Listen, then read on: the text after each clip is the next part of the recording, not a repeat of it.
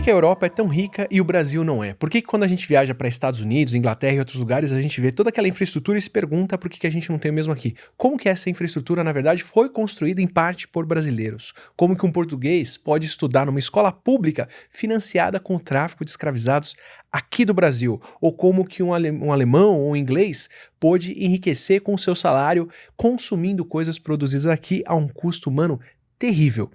É um assunto cheio de nuances, de muita coisa engendrada, muita coisa misturada para trazer a história para o capitalismo atual, que aqui no Não Ficção, onde a gente traz ciência do dia a dia com especialistas, a gente vai buscar no Leonardo Marques, que é graduado em História pela Universidade Federal do Paraná, doutor em História pela Emory University e, no que é pertinente ao assunto principalmente, professor de História da América Colonial na Universidade Federal Fluminense, a UF, e um dos fundadores do Centro UF de Estudos sobre Desigualdades Globais. Bora entender como a desigualdade de hoje é explicada pela nossa história. Vamos ter esse papo.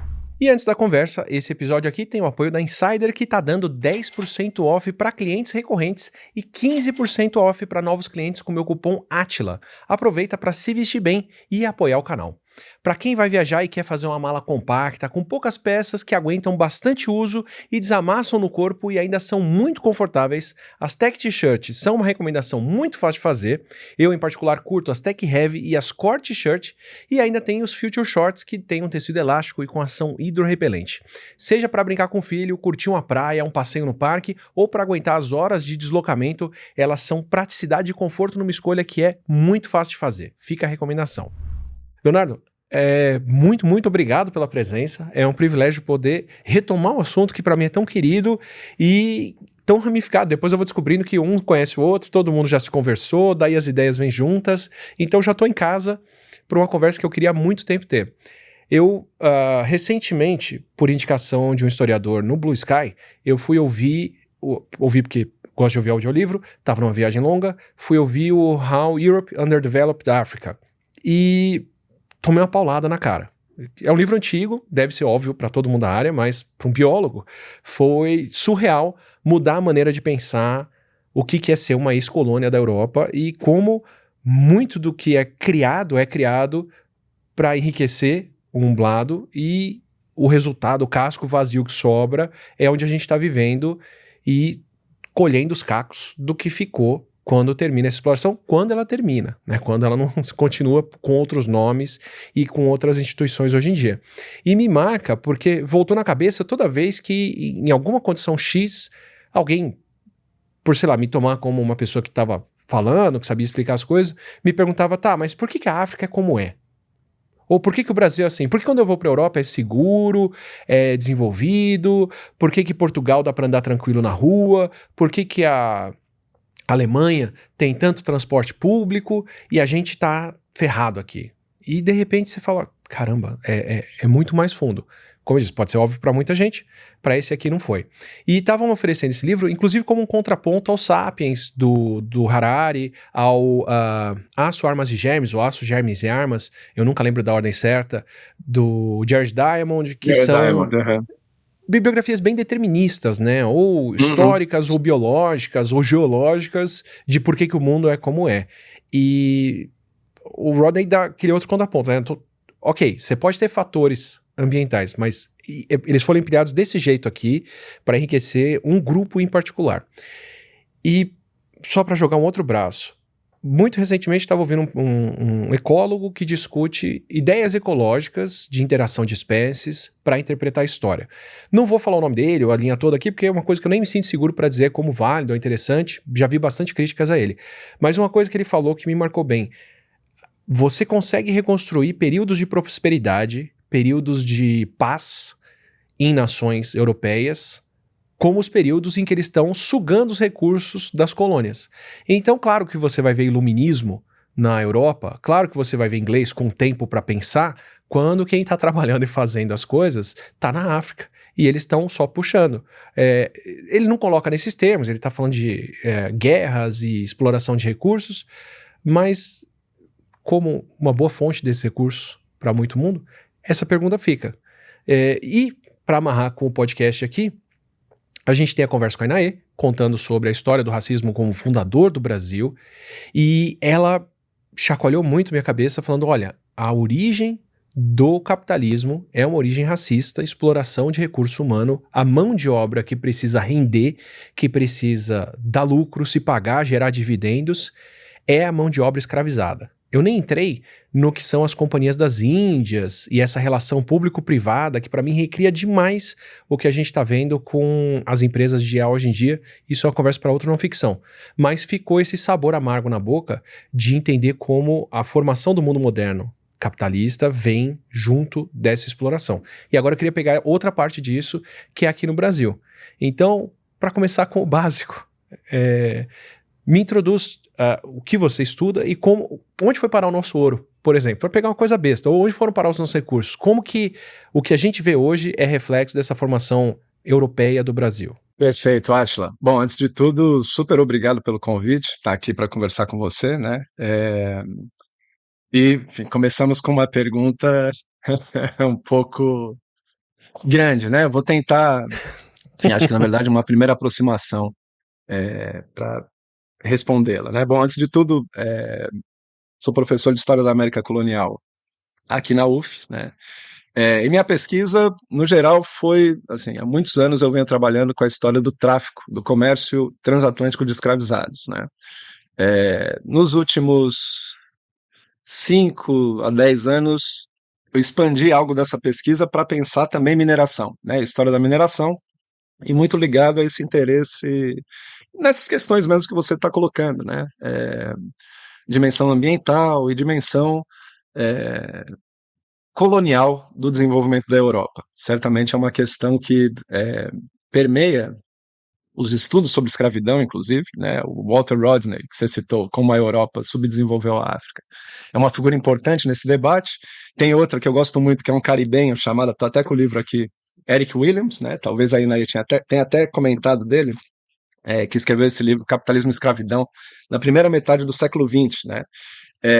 E é um caribenho, né? Um cara de Trinidad e Tobago, Walter Rodney, da Guiana, né? Figuras, digamos, escrevendo da periferia, e é claro, essas questões então se tornam centrais para eles. Pensar um pouco, quer dizer, eles complicam as histórias tradicionais de capitalismo, de desenvolvimento, muito centradas na própria Europa, né?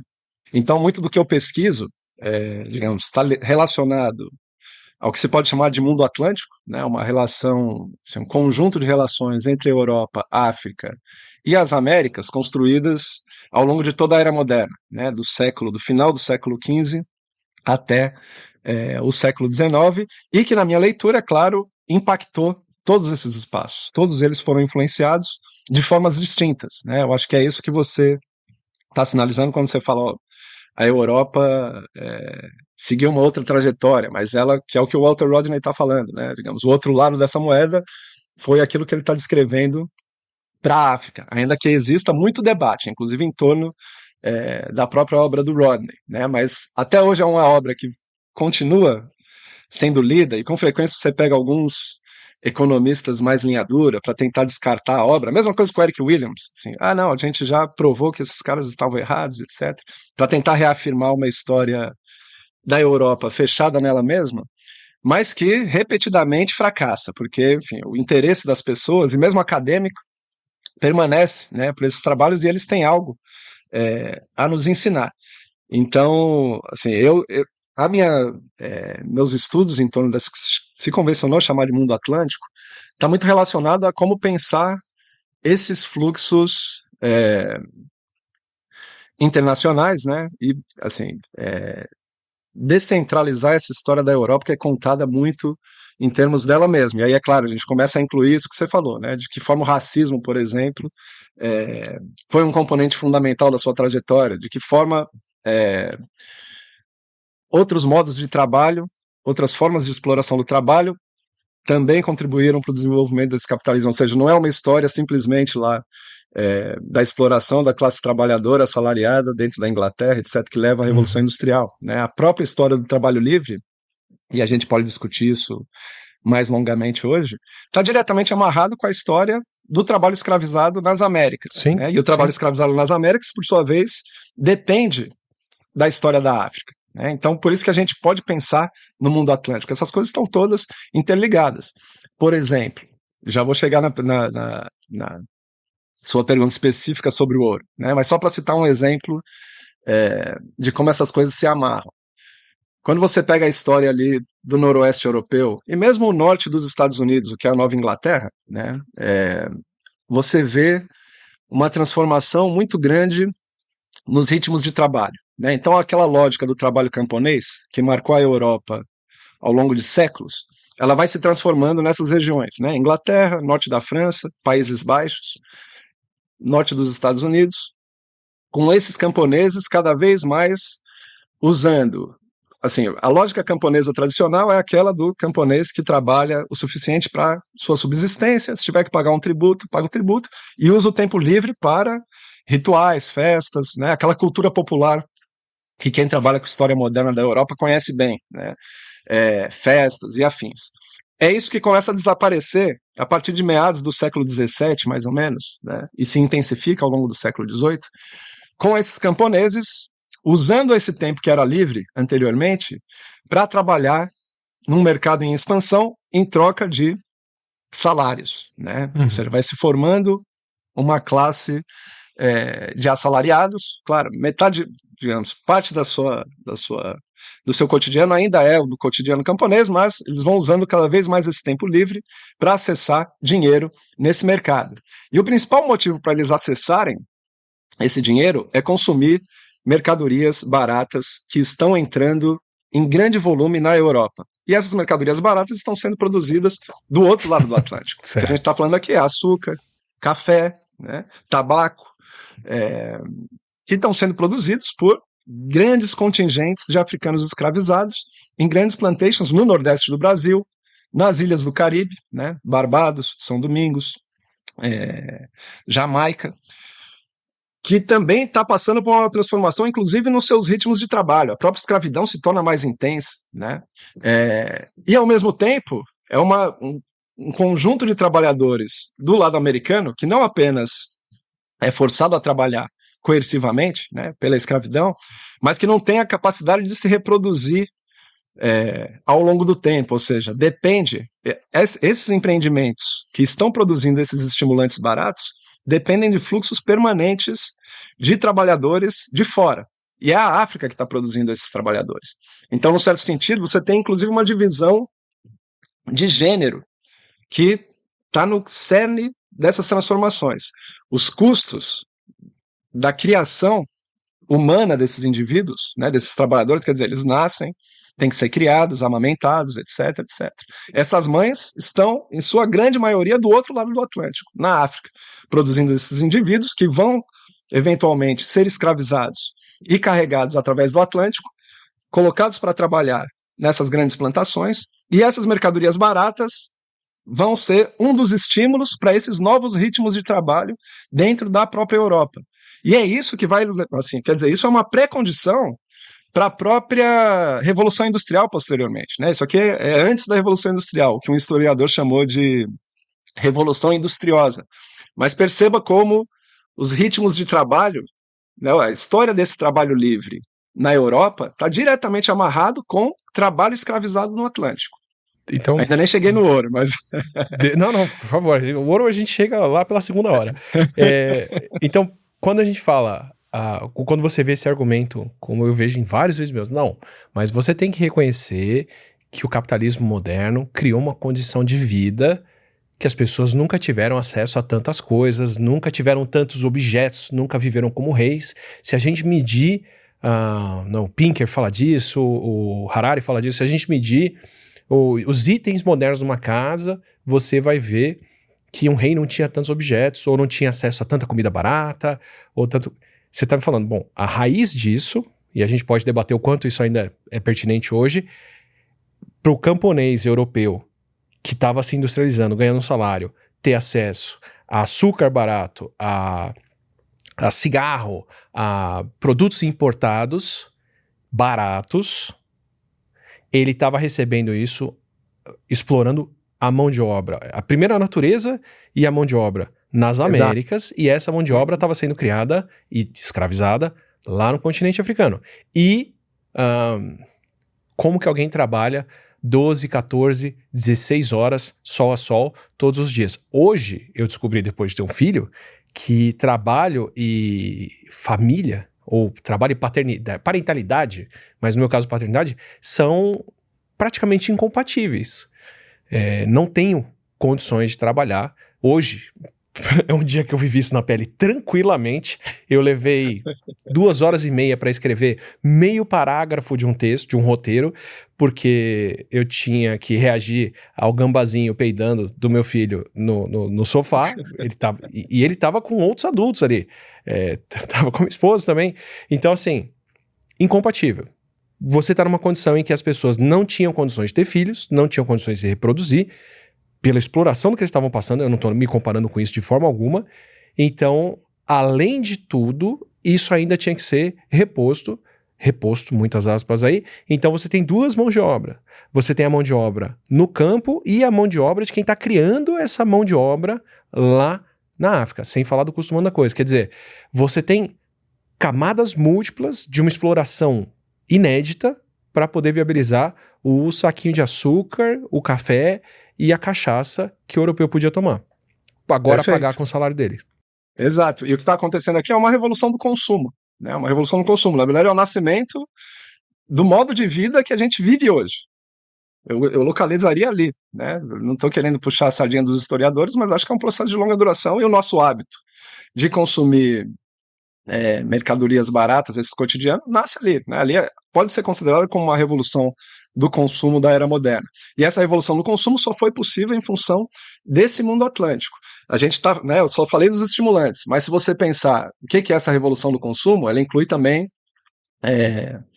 um conjunto de mercadorias asiáticas, né? Aquele comércio asiático que se intensifica ao longo da era moderna, sedas chinesas, tecidos de algodão indianos, chá, cerâmicas, porcelana, tudo isso também está amarrado a esse mundo atlântico, porque a principal mercadoria, e na verdade a Europa ela ainda é periférica, num certo sentido, em relação ao que é a China e a Índia da era moderna, né? A China e a Índia são, digamos, os grandes centros manufatureiros do mundo. A Inglaterra não consegue produzir nenhum tecido comparável ao que a Índia está produzindo ali no século XVII, XVIII. Na verdade, a própria Revolução Industrial é uma espécie de... ela acontece em função de espionagem industrial, vão tentar descobrir os segredos da tecelagem indiana, e protecionismo, né? E os segredos da cerâmica chinesa, da porcelana chinesa. Exato. Ou seja, os grandes centros manufatureiros estão na Ásia. E os próprios asiáticos não têm interesse em qualquer dessas mercadorias manufaturadas europeias, de modo que a única coisa que os europeus têm a oferecer são metais preciosos. É aí que a gente começa a entender de que forma essa história também se amarra, ou seja, é o ouro, e principalmente a prata, na verdade. A gente pode falar sobre as interações entre ouro e prata, que enfim, é um assunto que eu acho fascinante também, mas a prata em especial, que está concentrada aqui na América Espanhola, aqui do nosso ladinho, né, no século XVI, no longo século XVI, o Peru, especificamente Potosí, né, e o México se torna, principalmente no século XVIII, um grande exportador de prata. É essa prata extraída da América Espanhola que permite essa intensificação também desse comércio asiático, ou seja, essas mercadorias que vão entrar na Europa e serem consumidas cada vez mais, né? E esse comércio asiático também está na base do próprio comércio transatlântico de escravizados. Ou seja, você precisa, quando você olha para os dados relacionados ao comércio de escravizados na costa da África, você vai perceber que uma das maiores porcentagens no pacote de mercadorias que são trocadas por seres humanos são tecidos de algodão indianos, né? Ou seja, esses tecidos asiáticos eles são absolutamente centrais para o próprio comércio de escravizados. Ou seja, a prata, que é extraída sob diferentes formas de trabalho também, a gente pode falar isso, porque assim, a gente pode entrar um pouco nisso também, porque a gente inclui aí a história de formas de trabalho indígena, formas de exploração do trabalho indígena, né, que se amarram com a história da exploração de trabalho de africanos escravizados, né? Então, esse trabalho indígena que está produzindo a prata do Novo Mundo é o que permite acessar os tecidos asiáticos que vão ser trocados pelos africanos escravizados que vão ser levados para a América para produzir açúcar, tabaco. Ou seja, a própria história, e a gente tende a separar um pouco, né, a história da escravidão africana, a história indígena, mas na verdade são processos completamente interligados. Esse mundo atlântico ele está amarrando essas diferentes formas de trabalho para tornar possível em grande medida, essa transformação europeia, que é uma revolução do consumo, ao mesmo tempo que é uma revolução financeira também. E aí entra o ouro do Brasil, né? Por que a Inglaterra, no século XVIII, é capaz de, ao mesmo tempo, intensificar o seu comércio interno, isso que eu falei, né? Cada vez mais você tem parcelas maiores da sua sociedade se mercantilizando, por assim dizer, né? Ou, digamos, se reproduzindo por meio do mercado. Isso depende em grande medida de dinheiro, moeda mesmo, né? De prata e de ouro, enfim, que está criando essa demanda das Américas. Mas como é que a Inglaterra do século XVIII, Londres, consegue ao mesmo tempo criar essa sociedade extremamente dinâmica, né? Altamente mercantilizada, e ao mesmo tempo enviar esses enormes fluxos de metais preciosos para a Ásia para trocar? Porque como é que eles acharam essa moeda universal, né? Exato, mas ela está dando, ela ao mesmo tempo está permitindo voos mais altos das finanças. Quando você pensa no ouro do Brasil, e aqui eu acho que é um aspecto chave dessa história, né? E aí, finalmente, respondendo a sua pergunta. Quando a gente olha para o ouro do Brasil, essa discussão muitas vezes se restringe ao Império Português. Né? Que é a boca do funil que a gente via, né? Exato. O ouro do Brasil, né, sei lá, tá lá em adorno das igrejas de Minas Gerais, é claro, mas também das igrejas portuguesas. E geralmente quando o pessoal quer argumentar que o colonialismo não teve importância nenhuma, fala assim, Portugal hoje em dia é um dos países mais pobres da Europa. Né? Se esse colonialismo fosse tão importante assim, seria um país super desenvolvido. Mas não tem colonialismo. Mas na verdade, e isso é um ponto que o Walter Rodney coloca no livro dele, é um dos pontos que eu mais gosto, inclusive um dos capítulos iniciais, que ele começa a discutir esse desenvolvimento europeu. Ele fala, a gente não tem que fragmentar a Europa em suas diferentes partes para aí analisar. Na verdade, a Europa como um todo está se dinamizando mutuamente. E aí quando você olha para essa história do ouro, as estimativas são de que 1/3 a 2/3, há alguns pesquisadores muito sérios que falam em 2/3 do ouro do Brasil que chega em Portugal sendo redirecionado para a Inglaterra. Né? E aí não à toa, é o momento ali, virada do século, né? O momento das descobertas de Minas Gerais, Mato Grosso, Goiás, virada do século XVII para o século XVIII, é exatamente o momento em que a Inglaterra está instaurando um padrão ouro na sua economia. Né? Exatamente. E você olha a estabilidade da libra, da moeda, ao longo do século XVIII, ela é incomparável. Nenhum outro lugar tem uma moeda tão estável como a Inglaterra do século XVIII. E essa moeda, quer dizer, essa estabilidade da libra está diretamente ligada a esses fluxos contínuos e enormes. Quando você olha o volume de ouro que está entrando a partir do que foi descoberto no Brasil, se você pegar o gráfico, é um salto gigantesco. Né? Chegou a ser metade do ouro mundial, não chegou? Vindo assim, do Brasil. Não tenho os dados aqui de cabeça, mas é um negócio, se você pegar só para o século XVIII, de longe, é o maior produtor do planeta, mais da metade. Né? Se você pegar o que está sendo extraído ali no próprio século XVIII, de longe é a principal fonte mundial de ouro. Né? Mas qual que é uma das consequências? É a emergência de Londres como uma grande capital financeira, para além, digamos, do comércio cotidiano, da circulação, etc. Londres está criando novos instrumentos financeiros, novos instrumentos de crédito. Para você criar isso, você precisa ter uma economia sólida, uma moeda estável. Então, o ouro do Brasil está permitindo a transformação financeira de Londres no século XVIII. O outro lado é essa história de africanos escravizados no interior de Minas Gerais, né? Quer dizer, passando a sua vida, a vida inteira, na verdade, com metade do corpo dentro da água gelada, metade sob o sol brutal, né? Com expectativas de vida muito baixas. Né? Deixa eu destilar minha revolta um pouquinho, antes da gente entrar nesse outro, que já acumulou muito aqui. Então, quando a gente imagina o Smaug lá, o dragão do Senhor dos Anéis, em cima daquela pilha de ouro, metade daquela pilha ali é ouro brasileiro. E, quer dizer, não dá pra gente confundir a incompetência portuguesa em não capitalizar isso por desenvolvimento próprio com o resultado disso na Europa. Se a gente tem até hoje a libra estável como uma das moedas mais valiosas do mundo, Londres como centro financeiro do mundo, e esse surgimento de todos esses mecanismos de universais capitalistas, no sentido de, né, você consegue vender um produto num lugar e comprar o que você quer em qualquer outro, a moeda lastreada em ouro, que a gente tinha antes do dólar, quem deu essa solidez para esse sistema financeiro inteiro foi o Brasil. Uhum. Bom, ok, vou engarrafar algumas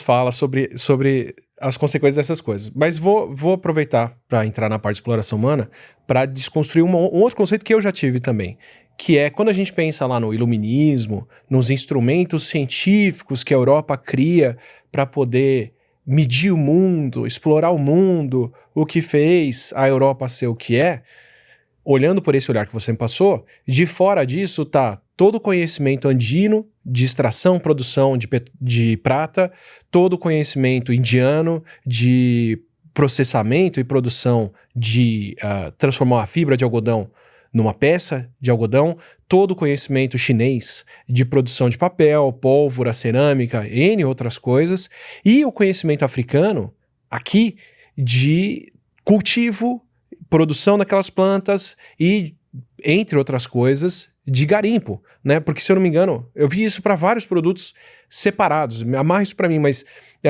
produção de arroz no Brasil. O arroz é asiático, mas quem sabia cultivar arroz eram os africanos do oeste africano, que tem uma outra espécie de arroz isolada lá, que até hoje é cultivada. Então trouxeram essas pessoas aqui para saber cultivar arroz.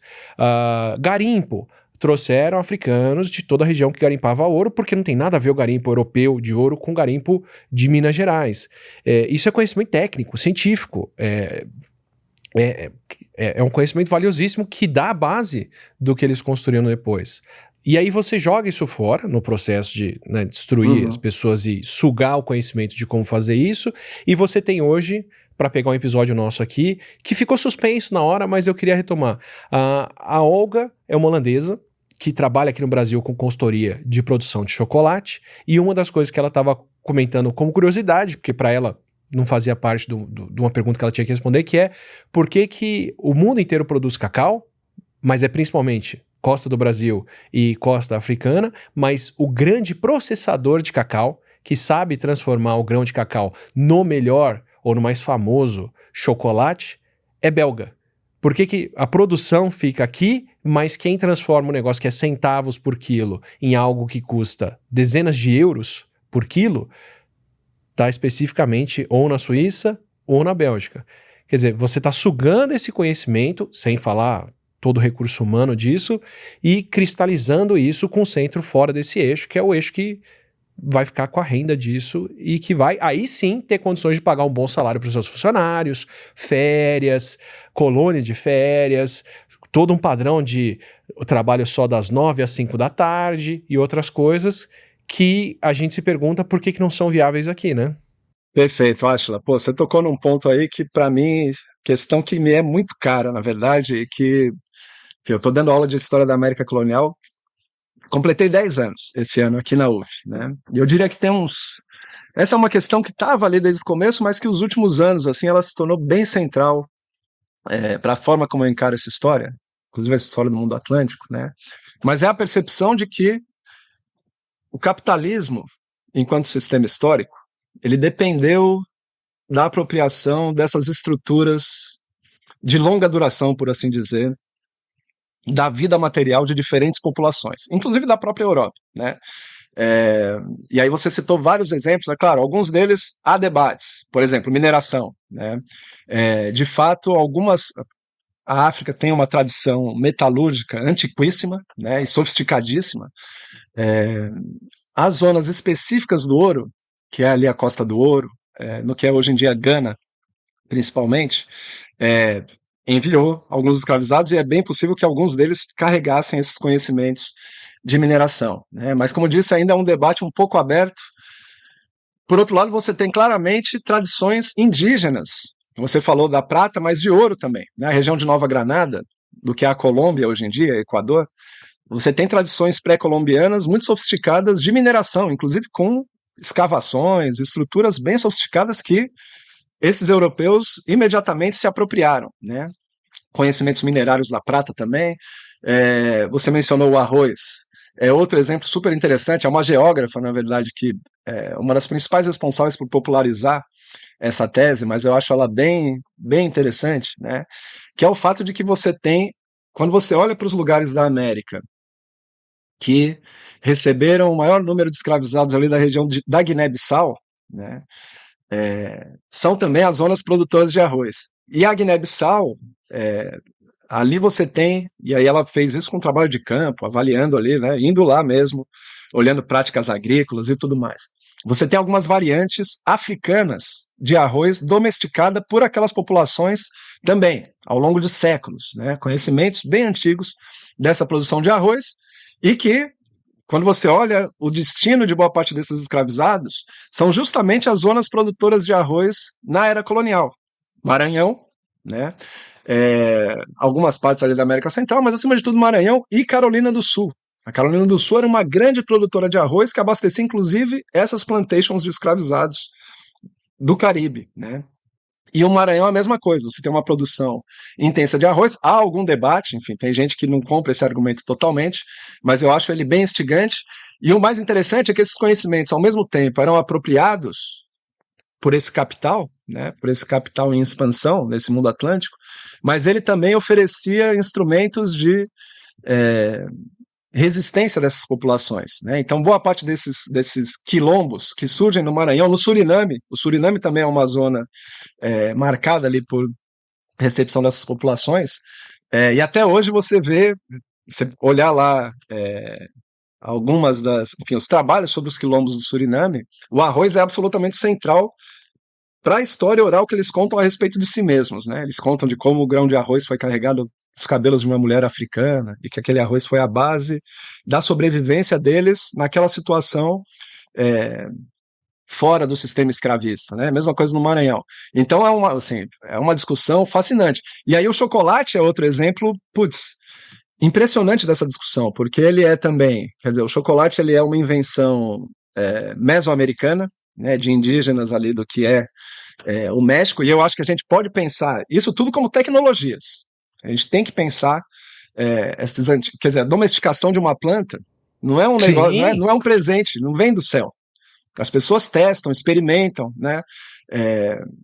É um processo científico, num certo sentido, né? Não a ciência no estou falando até para um perigoso para quem eu estou não, querendo por dizer favor, eu isso. tô aqui para aprender. Mas assim, a gente pode considerar esses processos como uma forma de ciência, uma tecnologia, né? Uma ciência experimental, que o Levi-Strauss chamava de ciência do concreto, né? Que é desenvolvida ao longo de muito tempo. Então, muito antes da gente ter o mundo atlântico, a gente tem essa longa história de interação de humanos com o resto da natureza, que desenvolve esse conjunto de tecnologias. O chocolate é uma delas, né? E aí você olha para as populações mesoamericanas às vésperas da conquista, eles estão consumindo chocolate de diferentes formas e os europeus tentam incorporar aquilo integralmente. Quando você olha a história dos espanhóis no século XVI, o grande esforço deles é tentar incorporar integralmente as formas de produção e consumo do chocolate. Eu digo isso porque existe uma narrativa mais eurocêntrica da própria história do chocolate, e você encontra isso com frequência de que os europeus civilizaram o chocolate porque eles começaram a adoçar o chocolate. Os indígenas comiam esse chocolate com milho, era uma coisa horrível, não sei o quê. Os europeus, nesse mesmo momento que eles estão justamente se tornando grandes consumidores de açúcar, passam a adoçar o chocolate e inventar o chocolate tal como a gente conhece. Só que isso não é verdade. Os próprios populações indígenas adoçavam esse chocolate com mel, né? Quer dizer, já existia o primeiro contato com o chocolate. Eu já fazia um Toblerone. Indígena, ele é adoçado já. O açúcar entra como um substituto, mas eles estão basicamente incorporando essa tecnologia integralmente. Só que o discurso eurocêntrico, ao mesmo tempo que ele se apropria dessas tecnologias, ele precisa também apagar partes dela para não, né, assim, para poder se colocar por cima. Ó, a gente criou esse negócio aqui. A gente fez esse chocolate tal como vocês conhecem. Isso é uma invenção europeia, né? O indígena era uma outra coisa. Só que quando você olha em detalhes para essa história, você vê que na verdade é uma incorporação integral. E aí a gente, assim, quando a gente começa a fazer esse exercício, né, é impressionante como essa história profunda do mundo, né, tá no nosso cotidiano. Quer dizer, o mate, o pessoal aqui na praia do Rio de Janeiro adora, né, tomar geladinho, etc. Também é uma tecnologia antiga, indígena, que foi mercantilizada e que passou, né, se tornou parte do nosso cotidiano. O que eu descobri esses dias, acho que estévia, acho que é estévia. Sim. Algum adoçante moderno é Guarani, e os caras usavam isso pra adoçar o mate. Eu li E um negócio desse aí também. até o adoçante, cacete. Pois é, essas coisas estão entranhadas no nosso mundo, né? Então, assim, eu acho fascinante como o capital, na verdade, né, nesse processo de expansão, ele não é só exploração de trabalho bruto. Ele é isso, sem sombra de dúvidas, né? A gente começou a nossa conversa hoje falando, exploração dos africanos nas plantations, e isso é extremo mesmo, é brutal. Mesma coisa com trabalhadores indígenas na prata e tudo mais. Mas ele é também a apropriação de conhecimentos, né? Ele é exploração de conhecimentos Sim. antigos, ou seja, não é exploração, digamos, a genialidade europeia simplesmente explorando os outros pelo seu trabalho bruto. Ela é a incorporação desse mundo Sim, de sim. Você vê que conhecimentos o antigos. histórico de pegar um produto de qualidade, artesanal, e industrializar ele, enfiar o ingrediente barato no meio, que era o açúcar de cana, Pois já é. é de muito longa data. É uma deturpação do que era o chocolate fino. Lá nos Estados Unidos, os caras têm uns lugarzinhos lá que eles estão tentando até reproduzir uns chocolates no estilo mesoamericano, enfim, uma coisa bem interessante para tentar, né, manter. Mas se você for para Oaxaca, você vai ver que lá estão produzindo, inclusive, com os mesmos instrumentos, o mesmo jeito que se encontrava lá, antes da invasão europeia das Américas, né? Então, assim, esse ponto que você tocou eu acho crucial também, né? Porque complementa a discussão inicial, não é simplesmente uma Europa explorando o trabalho bruto. Não, ela é uma incorporação desse mundo antigo. Desse mundo antigo não só americano, como eu disse, isso pode se estender para a própria Europa. São práticas antigas que são apropriadas pelo capital nesse processo de expansão dele, né? Não, assim, me respondeu muitas coisas no processo. Eu queria destacar de novo para as pessoas algumas coisas que eu vou retomar em outros não ficção, mas é como você, sim, primeiro, tem o conhecimento que está sendo absorvido, conhecimento que a gente fala em reconhecer como conhecimento técnico válido, super pertinente e importante. Domesticar uma planta não é uma coisa simples, e o processo de domesticação aqui foi tão bem feito, tão longo, tão extenso, que a gente tem uma floresta inteira de plantas domesticadas, que é a Amazônia, que eu vou retomar em outros não ficção para a gente poder absorver o jardim que foi a Amazônia e quão bem cultivado foi esse jardim, porque ele não parece um jardim, parece uma coisa que sempre existiu. Já conversei com o Eduardo Neves, vou conversar com outras pessoas para fazer isso. O conhecimento de quem foi escravizado e trazido para cá, e conhecimento prático também, não é só necessariamente se vieram de uma região ou outra. Obrigado por concretizar as coisas que eu só joguei aqui no ar, mas eu lembro de estar instalando um negócio em casa, um aparelho, e não ia, fiz ao contrário do que o manual falava, e a coisa deu certo. E aí o técnico virou para mim e falou, pois é, a gente instala todo dia o negócio, você faz de um jeito, o representante, o dono da marca fala, não, é de outro. Na terceira vez que você faz dar certo, você não fala mais para ele e você faz o certo. Então assim, quem sabe fazer de fato é quem tá com a mão no negócio, não é quem chegou com a ideia e falou, ó, faz aí, né? Mas também queria trazer como isso reproduz, é só um bracinho aqui que a gente não precisa entender muito, mas como isso reproduz o sistema de exploração de conhecimento até de um chat GPT hoje, que é o mesmo esquema. Você suga todo o conteúdo da internet com a anuência de quem produziu aquilo ou não, usa a mão de obra extremamente barata de regiões pobres para treinar e recompensar esses modelos de linguagem para depois vender isso para substituir o trabalho nos mesmos lugares de onde essa informação veio. Quer dizer, esse processo de você extrair conhecimento, transformar num produto mais caro e impor esse produto em cima de quem está mantido sem outros recursos, historicamente por um processo, tem umas centenas de anos aí já, né? Total, e eu acho que deve, assim, é legal você trazer esses exemplos contemporâneos, porque às vezes a gente acha também que é uma coisa da nossa época, né? Só que na verdade me parece que essa é a norma. A gente criou uma imagem do que é o capitalismo, muito calcada no que foi a experiência ali do pós-guerra. Então, classe trabalhadora bem organizadinha, né? O estado de bem-estar que a gente conhece lá da Europa. Uma classe assalariada, paga, com tempo livre, né, para o lazer, construção de uma estrutura, inclusive para o lazer dessa classe trabalhadora. No resto do mundo, é claro, não era isso que estava acontecendo, mas é essa imagem que informou, inclusive, várias noções de desenvolvimento, né? As agendas de desenvolvimento, em grande medida, precisamos alcançar aquilo ali. Mas, na verdade, isso foi um piscar de olhos na história longa do capitalismo, né? E várias das formas que a gente está vendo hoje em dia, na verdade, tem antecedentes muito antigos, né? Esse capital, isso que você falou, ele se apropria de conhecimentos, de tecnologias construídas na longa duração, e ele combina várias modalidades de trabalho, né? Para voltar ao ponto anterior sobre como o trabalho escravizado, em grande medida, está articulado ao trabalho assalariado na Europa, né? Ao mesmo tempo, depende do trabalho não pago do outro lado do Atlântico, né? Aquilo que eu falei, de como as mães que estão criando aqueles indivíduos que eventualmente se tornam escravizados e vão para a América, são as pessoas que estão arcando com aqueles custos. Se a gente pegar um outro exemplo, para manter ainda nessa conversa que a gente está tendo, né? Esse mercado mundial, que é isso que a gente está vendo emergir aqui nessa era moderna, né? Esse mercado mundial alimentado por metais preciosos, se a gente pega e desce ao resto do chão, da onde está vindo lá aquela moeda, e aí vamos olhar lá para Potosí, né? Como que está se dando a produção dessa prata que está permitindo essas trocas globais? Em grande medida, a coroa espanhola instaura lá um mecanismo de trabalho coercivo, que é a mita. Então, todas as populações indígenas da região vão ter que fornecer 1/7 dos seus homens entre 18 e 50 anos, que são levados para trabalhar por 1 ano nas minas, né? Tanto mina de prata quanto mina de mercúrio, para fazer a amalgamação da própria prata.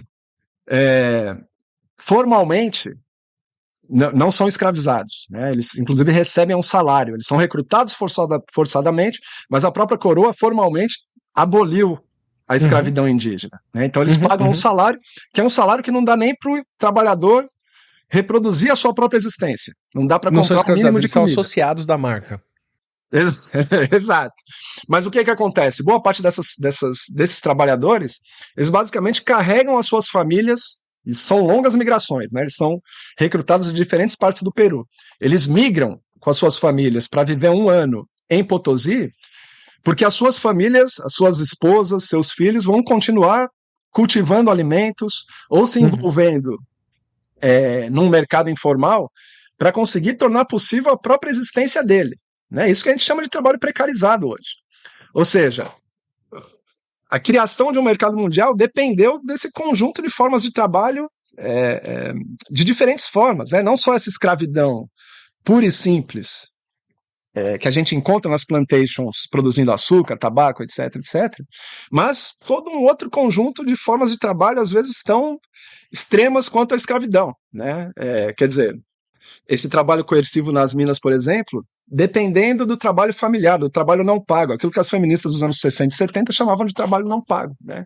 E elas estavam cobertas de razão, só que em grande medida elas estavam pensando muito na própria classe trabalhadora europeia, de como, e estavam corretíssimas nisso, né, de como o trabalhador europeu, o modo de produção dos trabalhadores europeus dependiam da reprodução das mulheres, né? Você tem uma divisão de gênero que torna possível, e no entanto a discussão sobre salário e capital muito restrita a esse universo masculino. E elas estão falando, o universo feminino é absolutamente indispensável para a existência disso aqui.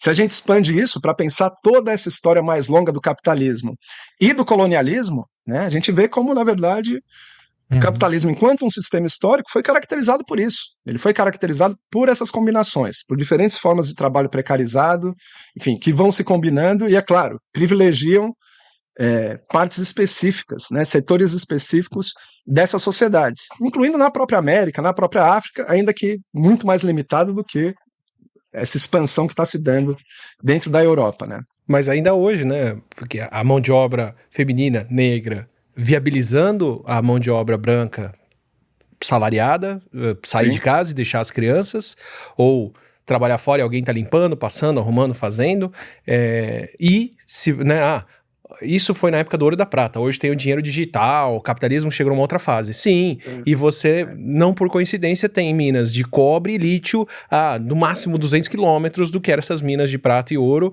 com a mesma população que antes extraía mercúrio e até hoje tem mercúrio no sangue, por isso, agora trabalhando para produzir lítio. Perfeito.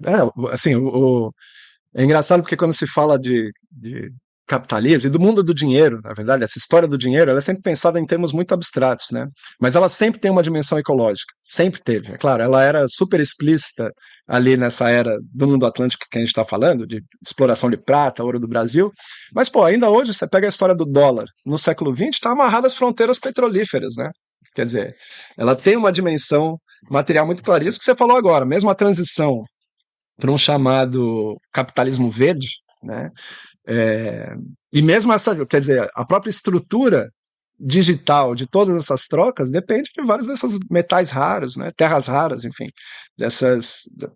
a mineração continua absolutamente central. Na verdade, está se intensificando, né? Ela não é uma coisa do passado. Na verdade, os indícios são de que ela vai se intensificar com todas as implicações advindas disso, né? Para externalizar uma frustração minha, quando a Microsoft fala que, ó, seu computador não pode atualizar o Windows, né, Denner? Como a gente viu aqui no podcast, quem vai ter que extrair cobre para fazer uma placa nova, continua lá. Pois é, não, total. E aí volta para a mesma, quer dizer, a América Latina não é o único lugar, é claro, mas tradicionalmente é a fornecedora dessas matérias-primas, né? E aí volta aquele ponto que você falou em relação ao chocolate. Muitos dos benefícios são vivenciados em outras partes, né? Claro, nossa sociedade também, uma parcela dela vivencia, mas é uma parcela restritíssima, né? Quer dizer, somos uma das sociedades mais desiguais do planeta. E essa estrutura, claro, contribui para isso, me parece. E para pegar um outro braço dessa colonização, a gente falou até aqui da exploração da mão de obra, dessa estrutura de exploração de recursos, não é à toa que a gente ainda produz commodity aqui hoje, né? E exporta basicamente solo e água, quando exporta soja, ou gado, ou ferro e outras coisas mais. Para entrar num outro aspecto, uma das coisas que o Rodney fala no livro é como você reconstrói o que foi uma colônia, vendo, por exemplo, quando você tem estradas que servem para levar de um lugar para o porto, por onde o produto vai ser exportado, e não necessariamente para o vizinho, onde teria uma troca intensa. Então, como os países são muito isolados, porque as vias são vias de saída e não vias de comunicação.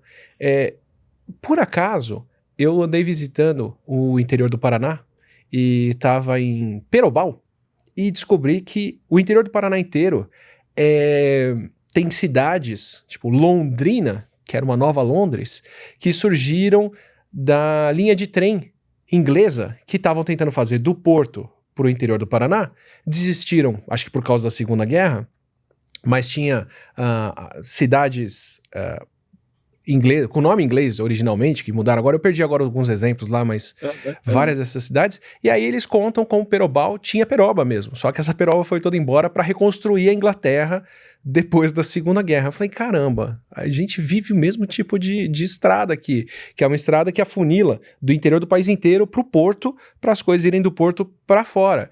E aí a gente se isola em português num continente em que todo mundo fala espanhol e acha às vezes mais fácil falar em português com outros países ou tentar falar inglês com outros países do que manter relações muito mais próximas com quem tem uma cultura muito mais parecida com a nossa. É muito mais difícil, para pegar a lição de vida de um colombiano, é muito mais difícil conversar com quem não sabe quem é o Chavo del Ocho. É muito mais fácil conversar com quem assistiu Chaves. Mas a gente não está fazendo isso por conta dessa barreira. Quanto do Brasil ser um país isolado no meio de uma América Latina, em termos de língua, de cultura e outras coisas, vem disso, né? Como a dinâmica entre Portugal, Espanha e a colonização aqui das Américas gera esse país relativamente isolado que a gente é hoje, pelo menos nesses termos culturais. Perfeito. Eu acho que é até um reflexo dessa articulação a essa economia mundial capitalista, sem sombra de dúvidas, né? Então, ela direciona muito as principais atividades econômicas que a gente vai elaborar, né? Então, enfim, se existe demanda por terras raras, isso se torna uma coisa central ali para a gente, e é claro, vai ser a conexão com o porto e não a nossa conexão. Não foi sempre assim, evidentemente, né? Se a gente for pensar o próprio período de União Ibérica, foi um período em que o Brasil foi parte, Portugal e Espanha foram uma só, né? E as interações eram mais intensas. Na verdade, as interações eram mais intensas na era colonial, ainda que nem sempre por um motivo muito nobre, né? Se a gente for ver o tipo de demanda criada pela mineração da prata, os portugueses no Brasil estavam principalmente fornecendo africanos escravizados para aquele mundo, não para trabalhar diretamente na mineração, mas todo o conjunto de atividades que acompanhavam a própria mineração, né? É assim que cria-se essa rota por Buenos Aires, né, que conecta Rio de Janeiro e vai fornecendo africanos escravizados e vai até o Peru, né? E aí, Quer dizer, enfim, quem sai mais esses conversa africanos... hoje ainda é de troca de exploração. Exato, total. É esse o vínculo, né? Assim, aquele momento. Se a gente quiser sair disso, a gente tem que olhar para as populações indígenas que, na verdade, cruzam essas fronteiras, né, muito antes, enfim, que e até hoje uma algumas visitinha para delas. Manaus me ensinou isso.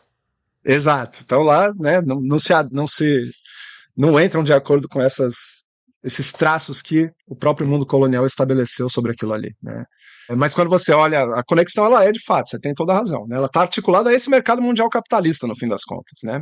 Vão se alterando as mercadorias, vão se alterando as demandas, mas tem uma estrutura de longa duração, eu acho aí, que, enfim, responde muito por essa configuração, isso que você está falando, né? O tempo todo a gente está pensando em caminhos para articular os portos, aos portos que está pensando nessa economia mundial para além da América Latina, né? E é claro, revisar isso dependeria de uma reconfiguração de tudo. Mas, enfim, só para concluir, essa articulação da era colonial, em grande medida, são esses africanos escravizados que estão construindo as próprias capitais ali. Lima, Cidade do México, né, são cidades altamente africanizadas. Talvez as cidades mais africanizadas das Américas no século XVI são essas cidades, são esses indivíduos que estão construindo aquilo ali, né? Vou para a parte geológica, porque é uma coisa que está fresca. A gente tem uma conexão com a África física mesmo, né? Recomendo todo episódio em que a gente está conversando com a Adriana sobre os vulcões do Brasil e como já estivemos juntos, inclusive era para Brasil e Rio de Janeiro, para tristeza de alguns e para felicidade de outros, era para Brasil e Rio de Janeiro estarem presos ao continente africano e não ao resto do Brasil. Começou uma separação ali no que seria o Paraná, deixando o Rio de Janeiro e São Paulo de fora, mas essa falha parou, fez um tapete de basalto, de lava, que cobriu toda a parte que é terra vermelha hoje no interior do país, e aí abriu outra fenda, que é essa do meio do Oceano Atlântico agora, que de fato separou o Brasil do continente africano. Mas em termos de recursos minerais, de formações geológicas, de tempo geológico e outras coisas, a gente tem tudo a ver com o continente africano. Então a gente já teve uma união física. E depois, lendo sobre a história do Brasil, eu fui descobrir que a gente já teve uma conexão marítima muito maior, né? Se não me engano, tinha épocas, isso pré-navegação motorizada, em que era mais fácil navegar do norte do Brasil para o continente africano do que do norte para o sul, né? Então, era uma triangulação, não era ponta a ponta do Brasil, né? Como que era essa troca? E vou aproveitar isso para resgatar quanto da formação do Brasil vem dessa mão de obra, vem ao custo de não se formar o continente africano, né? Perfeito. Sim, provavelmente era inclusive bem mais rápido fazer a viagem de Salvador para a África Ocidental do que para o Mato Grosso, por exemplo, no século XVIII. Certeza. A distância muito maior. Mas isso que você falou, assim, ajuda a gente a entender muito, inclusive, da própria força ou da centralidade do comércio de africanos escravizados para a formação do Brasil, né? E a conexão mais forte que tem em toda essa história do mundo atlântico, né? Quando você vê o volume, assim, é um negócio simplesmente, né? Se pegar os números mesmo de africanos escravizados carregados para as Américas, que é 12,5 milhões as estimativas atuais, em torno da metade, pouco menos da metade, estão vindo para o Brasil, né?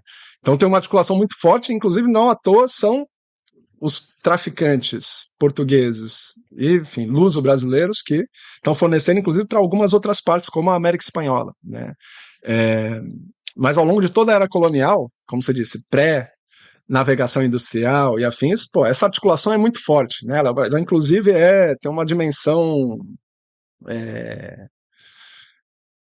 física mesmo das correntes e dos ventos que articula esses portos específicos da África com portos específicos da América, né? Assim, com uma facilidade que você não encontra, por exemplo, no Atlântico Norte. É o giro da corrente mesmo, né? Que traz exato. A corrente quente ou corrente fria de um lado ao outro e ela passa em círculo mesmo, né? Não é de uma ponta a outra. E, se eu não me engano, era isso, né? Do norte para o sul você não consegue ir porque você está indo contra exatamente. essas marés. E é por isso que você encontra, esse é um argumento que o pessoal faz em relação aos escravizados do Maranhão. Quando você compara as articulações, por exemplo, do Rio de Janeiro, né? O Rio de Janeiro ele é muito ligado à Angola, a África Centro-Ocidental, aqui nessa parte mais baixa, que, enfim, faz sentido em relação a essa corrente. Mas o Maranhão, lá em cima, em grande medida, boa parte dos escravizados estão vindo lá da Guiné-Bissau, daquela parte mais alta da África, porque aí ela pega uma outra corrente, essa corrente mais ligada ao Atlântico Norte. Então tem uma dimensão física mesmo que ajuda a entender esses padrões, né? Eu só tenho uma certa reticência em relação existem alguns historiadores que às vezes exageram isso, né? E quase que oferecem uma explicação exclusivamente ou excessivamente determinista em termos do ambiente, como se essas articulações fossem produzidas por isso, né? Por exemplo, um argumento que foi muito popular por muito tempo era o de que o comércio de escravizados entre a África e o Brasil era um processo bilateral, ou seja, ele envolvia Brasil e África, mas Portugal estaria ali. Seria irrelevante, digamos assim, para essa história do tráfico. Seria uma história África e Brasil, né? E aí, em parte, a explicação ia em torno disso, falava, essas correntes facilitavam, tal. Só que é uma explicação muito simplista, né? Porque Portugal, na verdade, tirou várias vantagens desse comércio de escravizados, mesmo as viagens sendo organizadas a partir do Rio de Janeiro, que não era uma regra, né? Mas tinha muitas organizadas em Salvador e no Rio de Janeiro, ainda assim Portugal participava intensamente dessas trocas de diferentes formas e tirava vantagem dessas trocas de diferentes formas. Então eu só queria fazer uma ressalva, porque às vezes assim, tem um argumento baseando-se nesse determinismo, num certo determinismo ambiental, né, que exagera essas articulações a um tal ponto de falar, a Europa não tinha muito a ver com essa história, não. É coincidência eles terem construído forte nos portos lá na África, de onde saíram os navios. Aconteceu, né? Enfim, aconteceu. Mas é um ponto. Acabou de sair um livro, inclusive, muito bom, de um historiador da Unifesp, Max Menz. O livro se chama Senhor da Morte, que revisa muito dessa historiografia sobre o comércio de escravizados, né? Que tendeu a pensar essa história de modo muito bilateral, ignorando o lugar da Europa, porque no fim das contas o ponto que se chegou foi um pouco a Europa, na verdade, não teve tanta relação com esse Atlântico Sul. Teve relação lá, os britânicos, com o Caribe britânico, etc. Mas quando a gente olha direitinho assim, como está sendo financiado o tráfico, quem são as pessoas, aí digamos, a dimensão ambiental, ela é um componente, mas ele não é um componente totalmente determinante, por assim dizer, né? Eu gostei do quem financia o tráfico. Porque acho que é uma questão de olhar o follow the money aí mesmo, né? Exato. Não é o argumento que a gente tem hoje. Com o Gabriel Feltran falando sobre crime organizado no Brasil e PCC, que ele falou, olha, você pode ter o conflito acontecendo lá na favela, no Rio de Janeiro, tiroteio, mas o dinheiro está indo para empresas que estão lavando esse dinheiro em grandes instituições financeiras, né?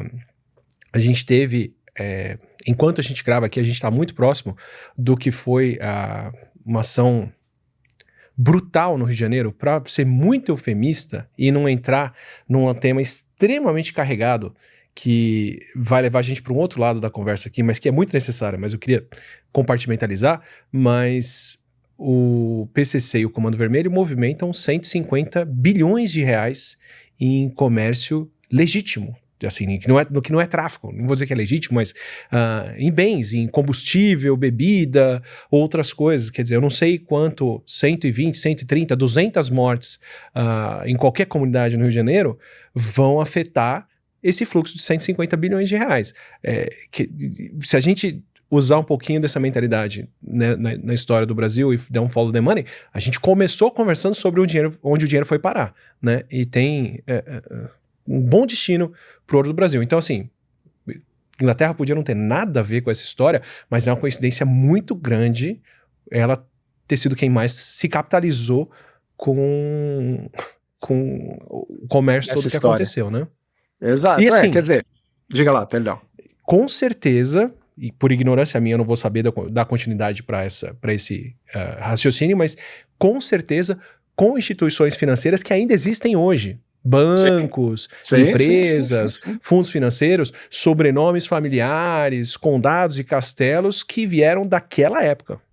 Sim, perfeito, sem sombra de dúvidas. Assim, se você quiser a articulação específica entre o mundo português e o britânico, eu diria que ainda estão sendo desbravadas. Esse livro que eu comentei, O Senhor da Morte, ajuda a gente a entender bem isso, porque ele demonstra, né, como você tem vários capitalistas britânicos lucrando com o tráfico para o Brasil, sem necessariamente investir diretamente. Quer dizer, os caras não estão organizando a viagem que vai carregar os escravizados de Angola para o Rio de Janeiro, mas estão adiantando mercadoria, estão fornecendo crédito, né? Ou seja, muitas vezes ele não é o financiador, digamos, o cara que financia direto, mas dá todas as condições para aquilo ali existir, né? Eu mesmo, nas minhas pesquisas lá na Inglaterra, encontrei alguns dados de grandes seguradoras britânicas do século XVIII fazendo seguros de expedições escravistas para o Brasil, né? Isso se dá, é claro, por uma rede de contatos desses grandes capitalistas, que articula Lisboa, articula Londres, Luanda, Rio de Janeiro, Salvador, tudo isso está articulado. Então, muitas vezes, os caras que lucram não necessariamente estão investindo diretamente naquilo ali, né? Mas o que eu queria comentar, além disso, né, além dessa articulação, que eu acho que ela existe e que ela está sendo mais desbravada agora, entre o Atlântico Sul, digamos, o mundo ibérico e o noroeste europeu, que é uma cisão que marca, inclusive, boa parte dos debates sobre desenvolvimento, né? Como se essa trajetória do noroeste europeu tivesse ocorrido independentemente dessa história que a gente conhece aqui. E aí explica-se o atraso, inclusive, a partir dessas duas trajetórias isoladas, e não como se o desenvolvimento lá no noroeste europeu não tivesse diretamente amarrado a isso aqui. Mas tudo bem, podemos voltar isso aí adiante. Mas tem um projeto sensacional que foi feito por um conjunto de historiadores britânicos, se chama Legacies of Slave Ownership, no qual eles basicamente pegaram todos os documentos de indenizações para senhores de escravos britânicos, né? Quando a Inglaterra aboliu o tráfico no comecinho do século XIX, mas em 1833 aboliu efetivamente a escravidão nas suas colônias, né? E uma das condições para ser aprovada a abolição foi a indenização dos senhores de escravizados, né? Os senhores de escravizados receberam pagamentos para, digamos, poderem libertar os seus escravos, né? Não terem mais desculpa não libertar os seus escravizados. E o que os caras dessa base de dados, né, o que esses historiadores fizeram foi basicamente compilar todos esses registros de indenizações e construir uma base de dados mesmo para ver quem que é. Quem são essas figuras que eram os escravistas que receberam esse dinheiro? E aí é impressionante, porque eles conseguiram mapear, inclusive, grandes mansões lá na Inglaterra, que hoje em dia são, né, tem lá, como que é, Hope, não vou lembrar o nome agora, mas tem uma mansão lá que hoje em dia é um ponto turístico enorme lá no interior da Inglaterra, né?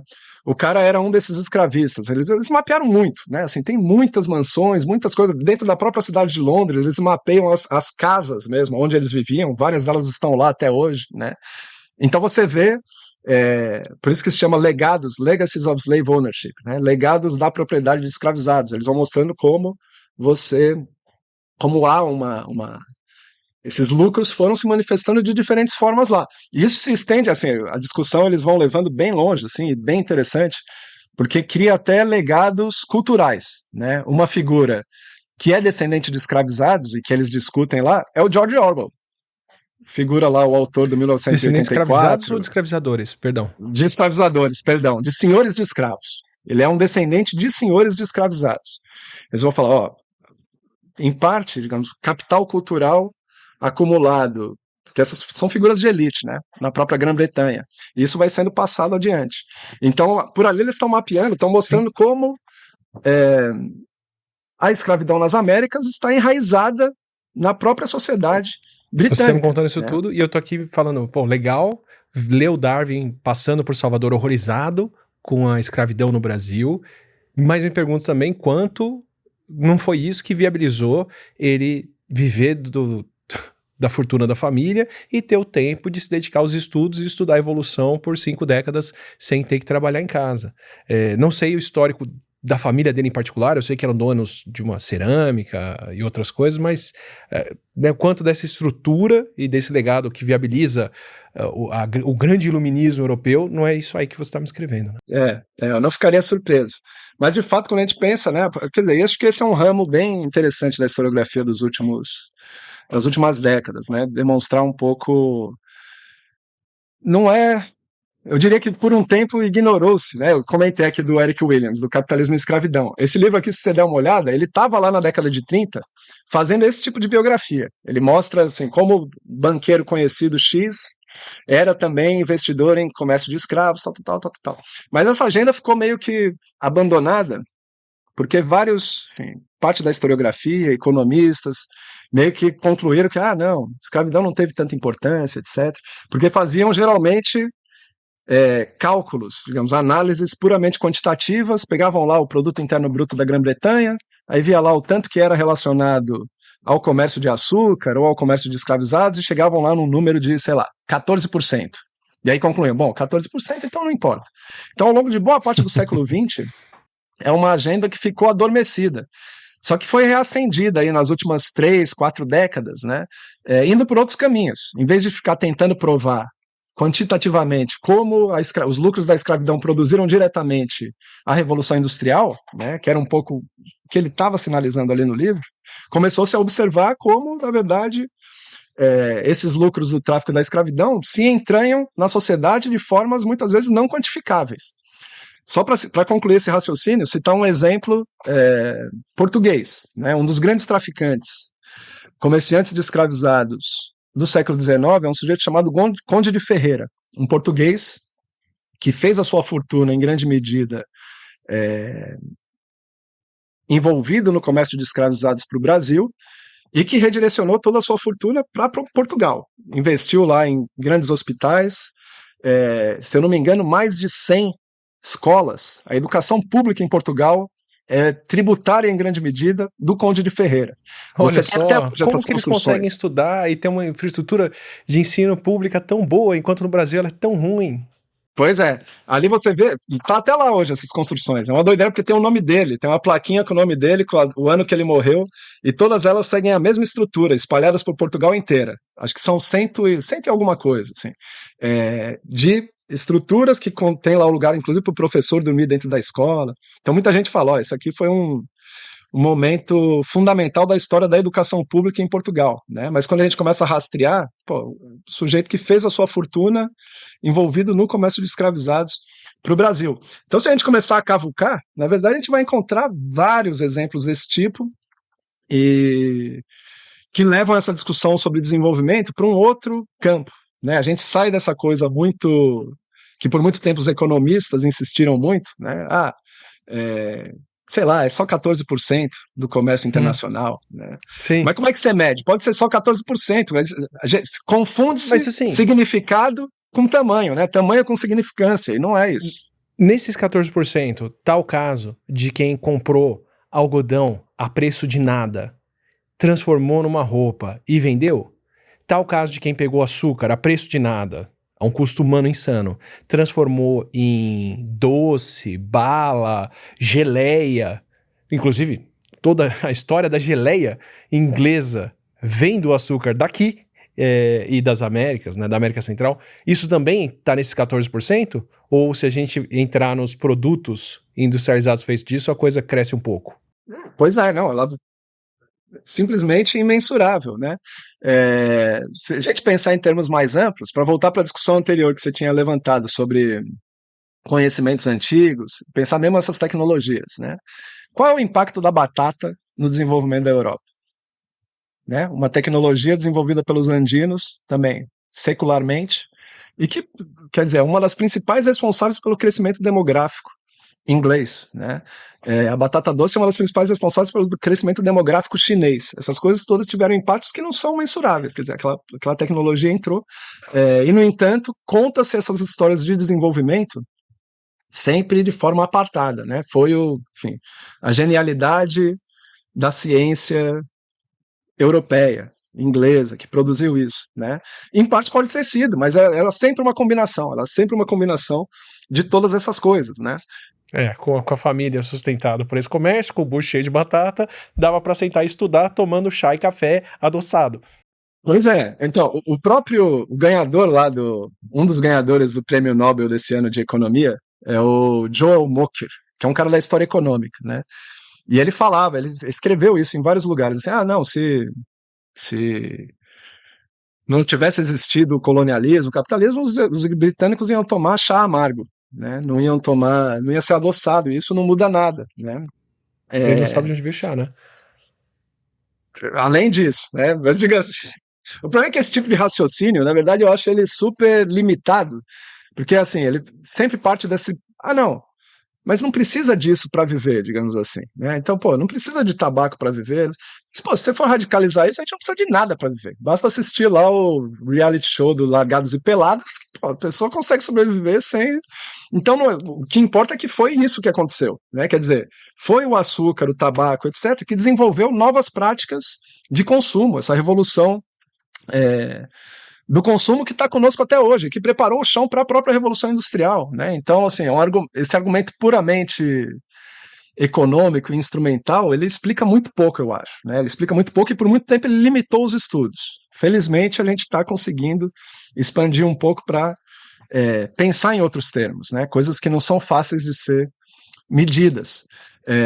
E aí, a discussão sobre desenvolvimento hoje, para voltar ao ponto que você colocou anteriormente, né, sobre, quer dizer, que tem a ver com Walter Rodney, que era um dos grandes estudiosos de desenvolvimento, né? As noções que a gente tem do que é ser desenvolvido, civilizado, essas coisas todas, né, elas foram fruto desse mundo atlântico, daquele momento ali, né, isso que eu estou descrevendo, quer dizer, a própria história da mineração no Brasil, na América Espanhola, tudo isso entra nessa grande transformação ali da virada do século XVIII para o XIX. E, no entanto, de lá para cá, construíram-se vários receituários do que é o desenvolvimento, baseado nessa experiência histórica, mas isolando ela do conjunto de relações que tornou ela possível, como se ela tivesse acontecido isoladamente. É por isso que é possível, hoje em dia, ficar vendendo, né, assim, receitas de desenvolvimento. Falta... Porque você encontra isso o tempo todo, né? Por que a América Latina ficou para trás? Por que deu errado o Brasil? Por que não sei o quê? Geralmente a explicação, o outro lado temos que seguir lá o exemplo norte-americano, ou britânico, enfim, que é fruto dessa história mais longa, mas que é contada isoladamente. Por isso que essa ideia de um mundo atlântico me parece bem interessante, que ela coloca isso no coração da discussão, né? E aí trata a própria trajetória, essas trajetórias de desenvolvimento, como amarradas com isso aqui. Não dá para entender um sem o outro, né? Eu citei um prêmio Nobel, o Nobel do ano passado, que era o Acemoglu, James Robinson. Eles têm um livro chamado Por que as Nações Fracassam, que também é um desses muito populares, que vocês encontram assim em aeroporto. Enfim, que não deixa de ser um livro interessante, tem boas sacadas, né? Mas, novamente, qual que é a explicação dos caras para por que a gente ficou para trás? Por que a América Latina ficou para trás e os Estados Unidos se desenvolveu, né? E aí eles vão contar uma história sobre direitos de propriedade bem definidos. Então, a Inglaterra tinha lá seus direitos de propriedade muito bem definidos, isso produz crescimento econômico, enquanto a América Latina tinha, enfim, eles chamam de instituições extrativas, né? Que, de fato, a gente tem essas instituições extrativas desde o começo. O que eles perdem de vista é como as instituições inclusivas, por exemplo, do Nordeste dos Estados Unidos, do que é a Nova Inglaterra, de saída estiveram amarradas às instituições extrativas. Elas não existiriam sem as instituições extrativas, né? Quando a gente olha para a história, para dar um outro exemplo que a gente não discutiu aqui, mas a história lá da Nova Inglaterra, que é aquela história clássica de famílias camponesas, né, os puritanos que migram, e estão meio que no coração da própria ideia de progresso lá nos Estados Unidos, né? A ideia de progresso lá está muito marcada por essa região da Nova Inglaterra. O que eles estão produzindo? Em grande medida, alimentos para as zonas de plantation de africanos escravizados em Barbados. Eles estão totalmente articulados ao Caribe escravista. Ele não existiria sem esse Caribe escravista. Só que isso não, né, é isso que se perde de vista em boa parte dessas discussões sobre desenvolvimento, porque aí nos apresentam essas fórmulas sem mostrar como essa trajetória desde o início dependeu disso tudo aqui. Quer dizer, e a gente não vai conseguir reproduzir isso agora, nem quer reproduzir isso agora, né? Porque é a história de escravidão, de colonialismo, de capitalismo. É o grande empreendedor de sucesso contando sobre como capitalizar a coisa, que você, quando vai ver a fazenda do sujeito, é mão de obra escravizada, os trambiques financeiros, o tráfico que o cara faz na fazenda para levantar dinheiro. Pois é, e aí, aqui que tá a maravilha de um Walter Rodney, de um Eric Williams. A gente não precisa concordar com tudo empiricamente, o que eles estão demonstrando, mas eles complicam fórmulas fáceis de desenvolvimento que nos são apresentadas cotidianamente, né, que informam o nosso cotidiano mesmo. Falar, não, bom é lá nos Estados Unidos, por isso e assado, né? Mas perde de vista justamente como é uma história integrada, dependeu disso aqui, essa história da escravidão, por isso que é Capitalismo e Escravidão o título, né? Ele complicou totalmente essas narrativas de um capitalismo puro, de livre mercado, de, né, trabalho assalariado, etc. Na verdade, sempre dependeu dessa história mais complexa, né? Como leigo, acho muito importante também aprender isso para entender que, olha, quando a coisa dá errado hoje, quando, de repente, por falta de supervisão, essa empresa estava usando mão de obra escravizada, essa fazenda estava fazendo isso, os caras estão usando o tráfico para lavar dinheiro e fazer não sei o quê. Não, não é um acidente. Esse é o modelo. O acidente foi a gente não ver isso por um tempo. Exato. Essa tem sido a norma, né? Tem sido a norma desde sempre. Enfim, tenta se regular, mas enfim, é impressionante como a gente começa a cavucar essas coisas, né? Eu lembro de uma matéria que saiu sobre trabalho coercivo na Amazônia, na extração de madeira, e aí foram rastrear onde estava a madeira, né? Para onde tinha ido a madeira. Boa parte, claro, tinha sido usado aqui Tramontina, faca, o Diaba 4, mas parte estava lá nas reformas da ponte do Brooklyn. Não sei se você acompanhou isso na época. Não. Deve ter uns 10 anos, mais ou menos. Talvez um pouco menos. Isso é uma matéria muito boa na Pública, inclusive, né? Em que eles foram rastreando essas coisas. Quer dizer, o trabalho coercivo continua também, não é só internamente, né? Não é só as nossas próprias empresas, etc. Continua ainda assim o café para Starbucks teve recentemente também, quer dizer. Exato, é global. E aí, com frequência, usa-se o próprio distanciamento, né? Ah, não, era terceirizado.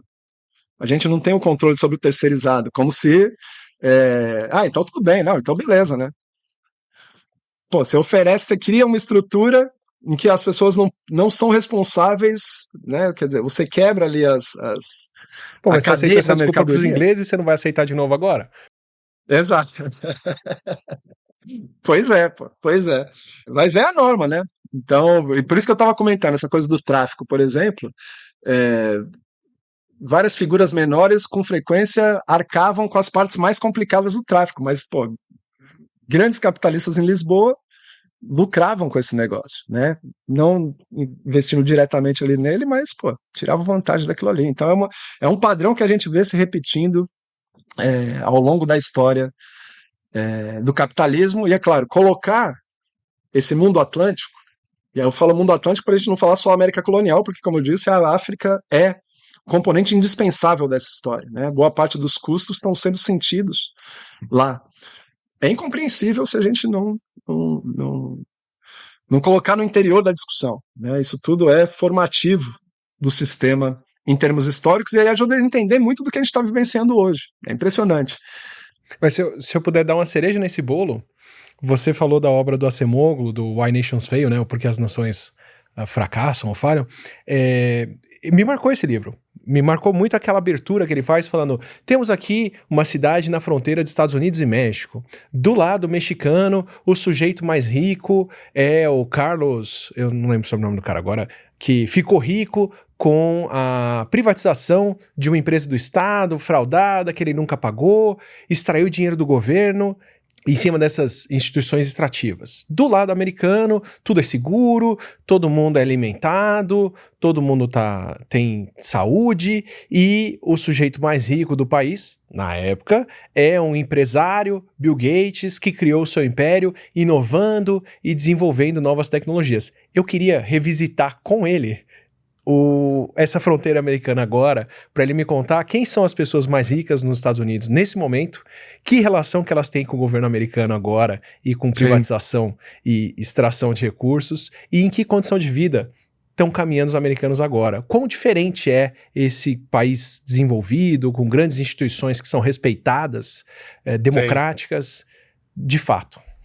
O exemplo a ser seguido pelo resto do mundo, né? Isso. Tá difícil. Complicou muito a narrativa enfim, deles, né? Ainda que provavelmente eles vão arrumar e algum fala, não, isso aí é uma poeirinha, daqui a pouco volta ao normal, não sei. Não. Mas enfim, se a gente fosse pensar essa história, por exemplo, do México e dos Estados Unidos, boa parte das instituições extrativas que estão extraindo a prata de lugares como o México estão indo para cidades como Boston. Né? O crescimento de Boston na era colonial depende desses fluxos globais de metal precioso que estão sendo extraídos com outras formas de trabalho. E volta àquele ponto, eu comentei antes da articulação da Nova Inglaterra com o Caribe, mas tem uma com os metais, para voltar com a amarração com metais preciosos no mundo ibérico. Né? Novamente, são histórias totalmente interligadas. Né? Interligadas. Poderia falar, aí vai ter alguém que fala, não, mas era tão necessária assim a prata? Não sei se era tão necessária, mas ela concretamente foi isso que aconteceu. Foi a prata saída daqui que circulou e tornou possível essa expansão comercial, desenvolvimento nessas zonas, né? Enfim, são histórias totalmente amarradas. Quando você cria uma inflação mundial por conta do excedente de prata extraído de uma região, eu acho que isso é um pouco importante, que foi o que aconteceu quando chega a prata das Américas, né? Exatamente. As implicações econômicas de Cristóvão Colombo, como acho que foi a Economist que uma vez lançou essa matéria, etc. Que é uma tese antiga, né?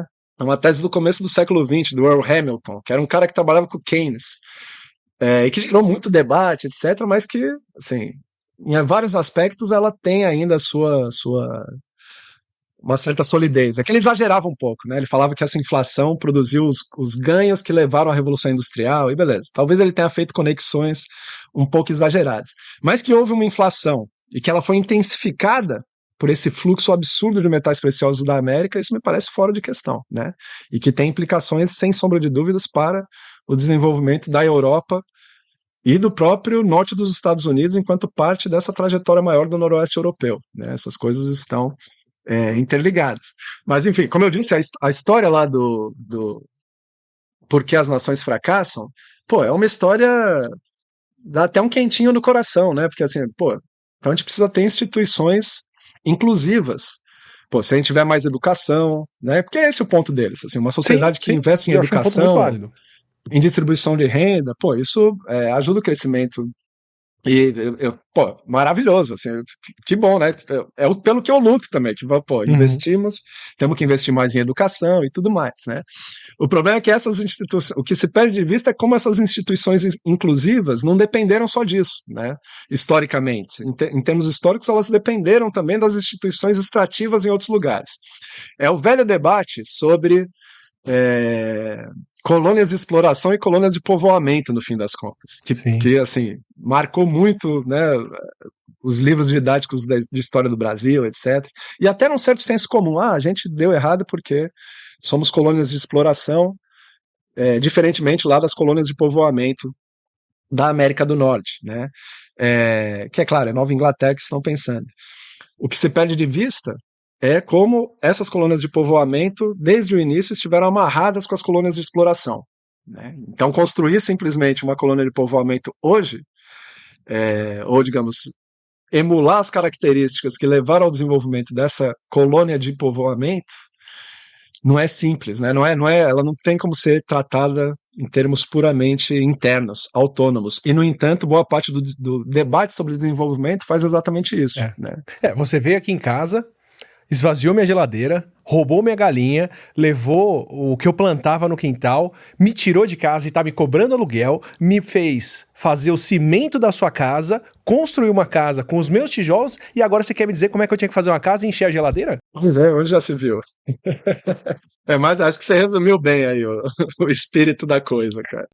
E assim, para pegar um tópicozinho para fechar, que eu acho legal pra gente pensar outras discussões aqui da não ficção, a gente teve uma conversa sobre como a China está se desenvolvendo economicamente e eu queria amarrar na conversa com você brevemente, mas o ponto que eu levantei lá foi a gente tem que pensar quando compara um país com outro ou o que está acontecendo, que o que a China faz hoje é bem diferente do que foi o desenvolvimento econômico da Europa e dos Estados Unidos durante esses séculos todos de imperialismo. Não estou dizendo que a China é isenta de exploração de mão de obra ou qualquer coisa, mas é uma relação muito diferente com países parceiros, que são parceiros, dessa relação feita nesse período, né? Então, quando a gente pensa em custo ambiental, custo de mão de obra chinês hoje, isso também aconteceu nesses países, só que esse custo ambiental estava no nosso eixo e não no próprio eixo de produção lá, né?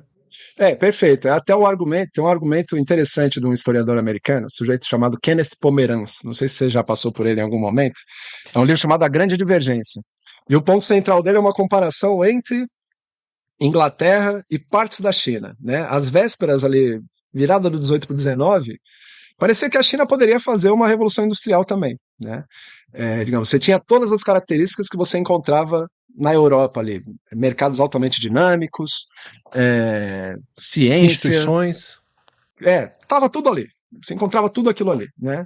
E no entanto, a China não fez essa passagem, digamos, para uma revolução industrial e foi eventualmente dominada, ou, digamos, teve seus mercados abertos pelo imperialismo britânico, né?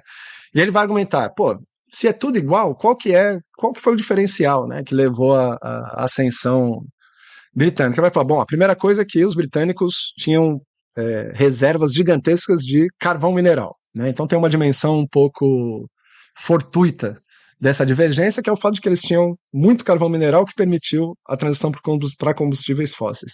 Mas a outra parte do argumento que ele vai levantar é o de que a Europa tem um novo tipo de periferia, né? Ela tem um outro tipo de colonialismo.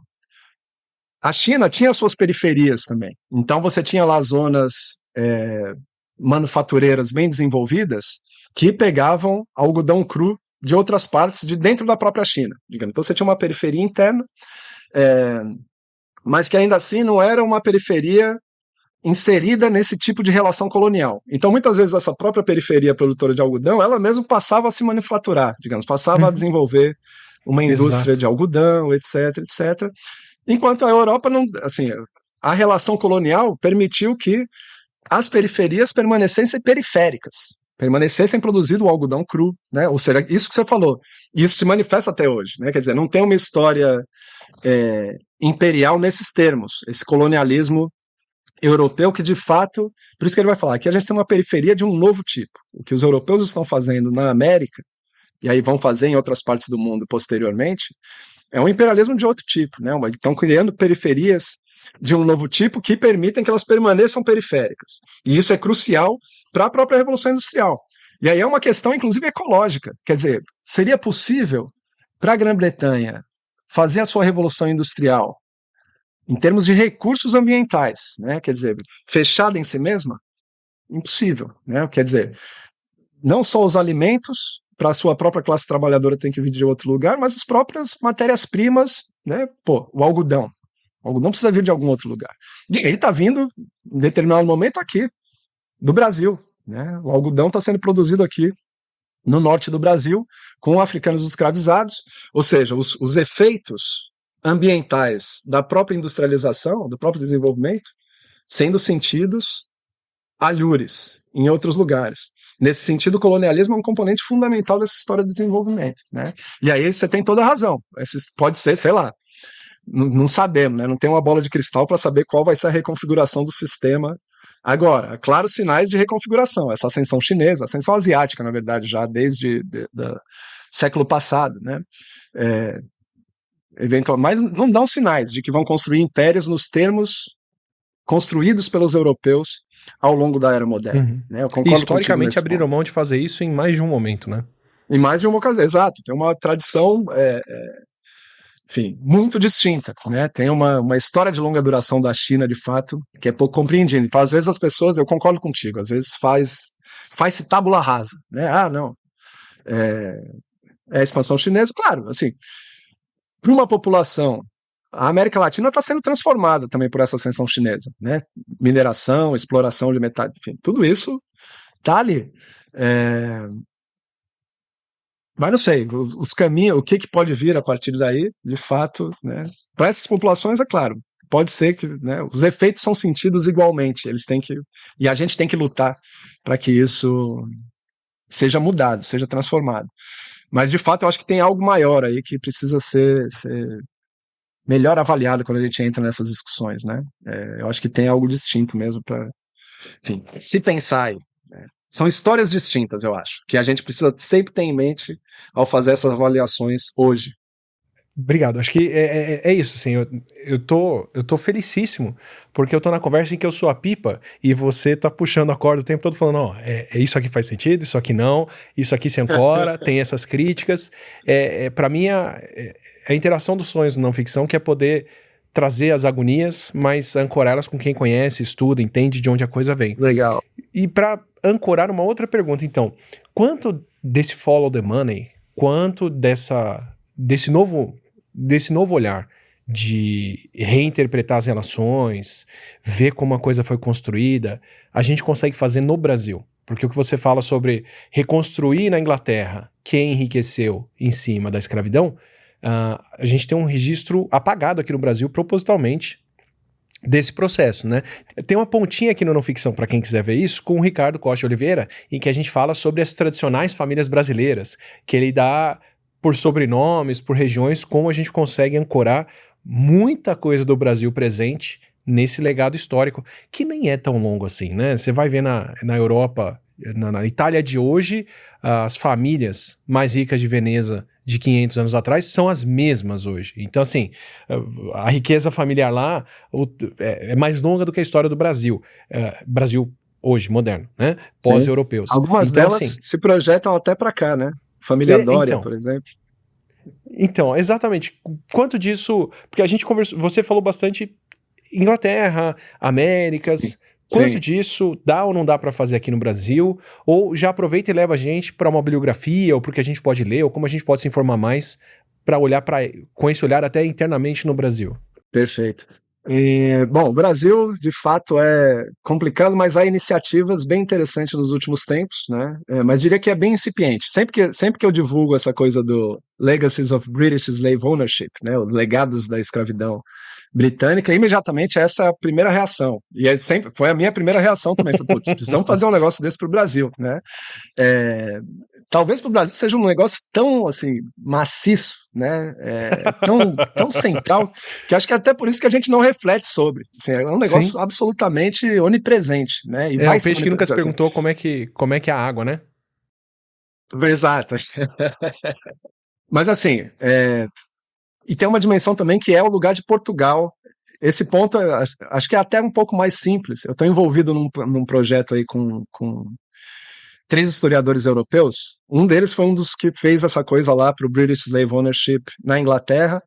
E aí ele montou lá assim, estamos conversando entre nós, um da Holanda e uma italiana que trabalha na França para tentar construir uma base de dados para toda a Europa. E aí, é claro, o Brasil vai ficar mais compreensível o lugar das Américas no mundo ibérico, de como essa Você está história da desenhando o elefante escravidão por fora. Exato.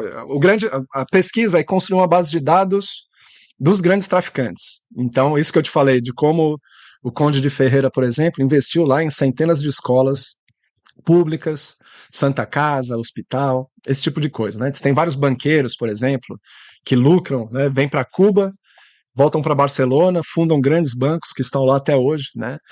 Então é um pouco mapear isso para a Europa.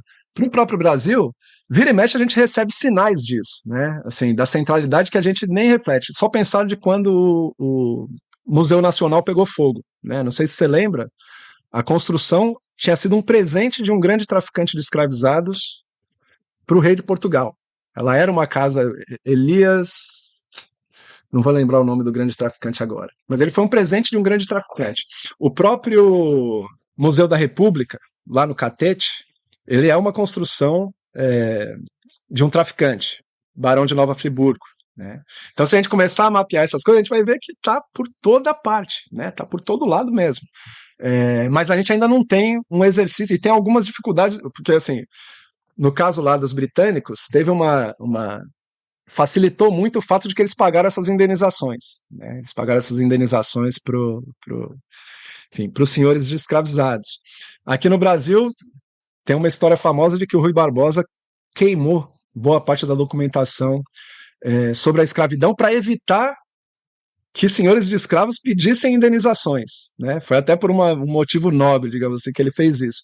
Mas isso dificulta muito a construção dessas relações, mas eu acho que há iniciativas. Então, por exemplo, há essa discussão recente sobre o Banco do Brasil, né? A importância das relações do Banco do Brasil com a escravidão, enfim, que vamos ver até onde vai levar.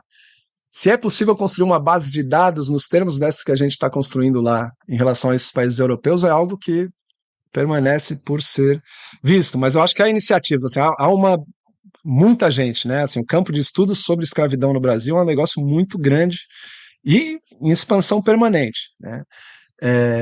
Mas, de fato, isso envolve um pouco explorar genealogias, né? Às vezes questões delicadas, inclusive, famílias que, enfim, tem muita documentação que está sob domínio privado, inclusive, de famílias descendentes de senhores escravizados, né, e que lidam com isso de forma, às vezes não ligam muito, mas algumas lidam de forma mais complicada. Então, assim, para nós, para os historiadores, é um desafio, em algum certo sentido, né? A gente ainda precisa conseguir acessar parte dessa documentação também.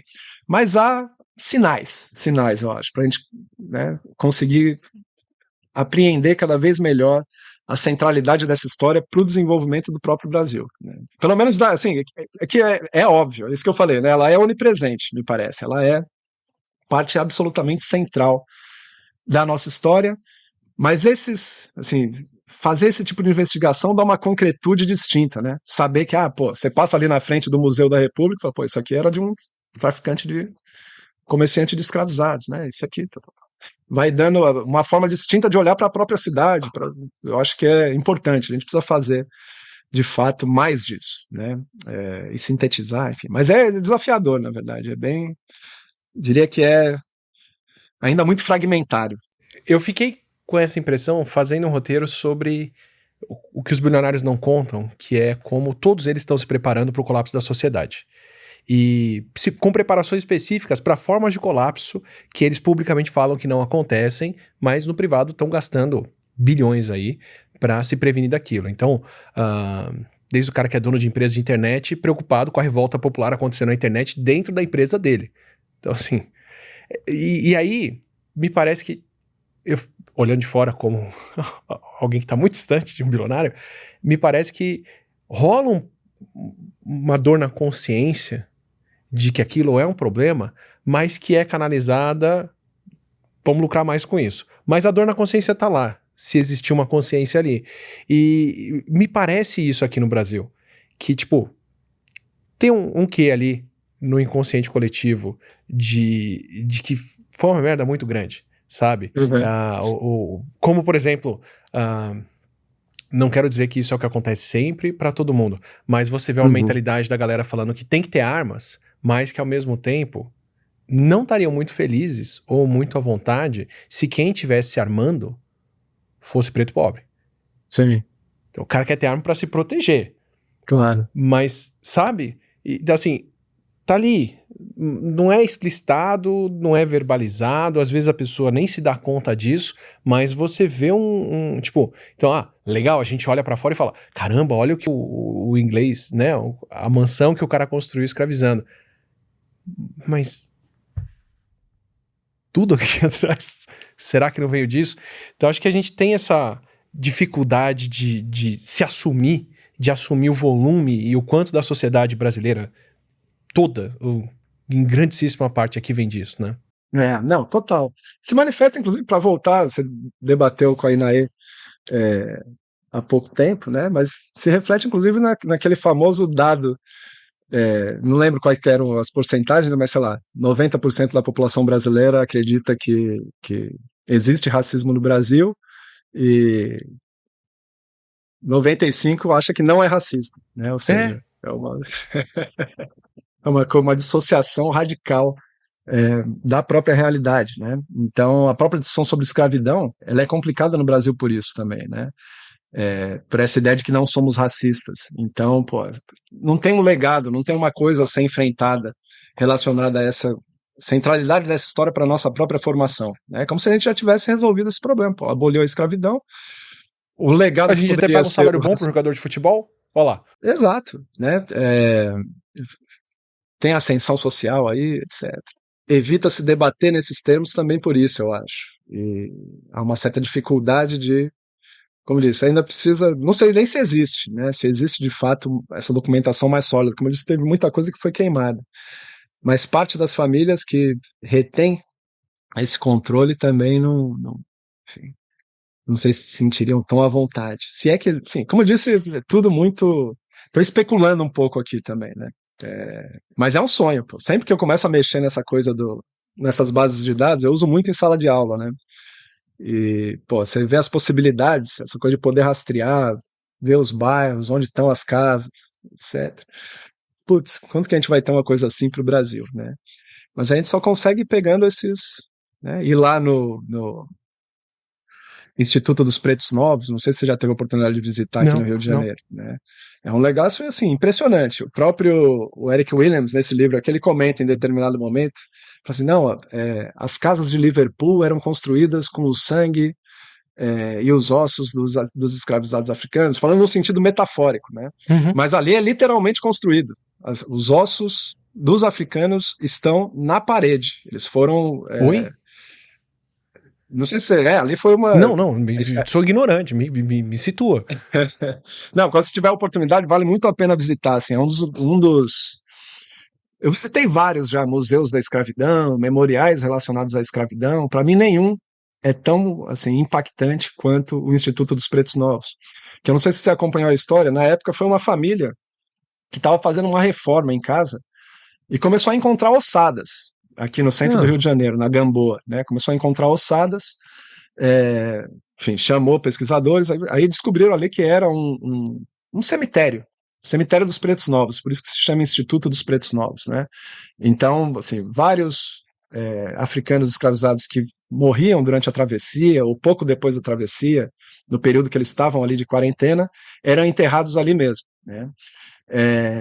E aí descobriu-se, né, criou-se o museu, o Instituto dos Pretos Novos, aí se você for lá, é bem impressionante porque ele tem no centro da sala, a principal exposição são dois esqueletos praticamente completos, assim, abraçados, ou seja, duas pessoas, né, dois africanos escravizados que morreram juntos ali, ou foram enterrados juntos, e aí eles fizeram esse vidro, então você entra ali, bate o olho, assim, muito, muito brutal mesmo, né, assim, é bem impactante, mas aí quando você começa a ler, e aí é super bem feita a exposição e tudo mais, né, eles demonstram que nas próprias paredes foram encontrados ossos dessas populações. Então, boa parte daquelas casas ali, que foram construídas em cima desse cemitério, tem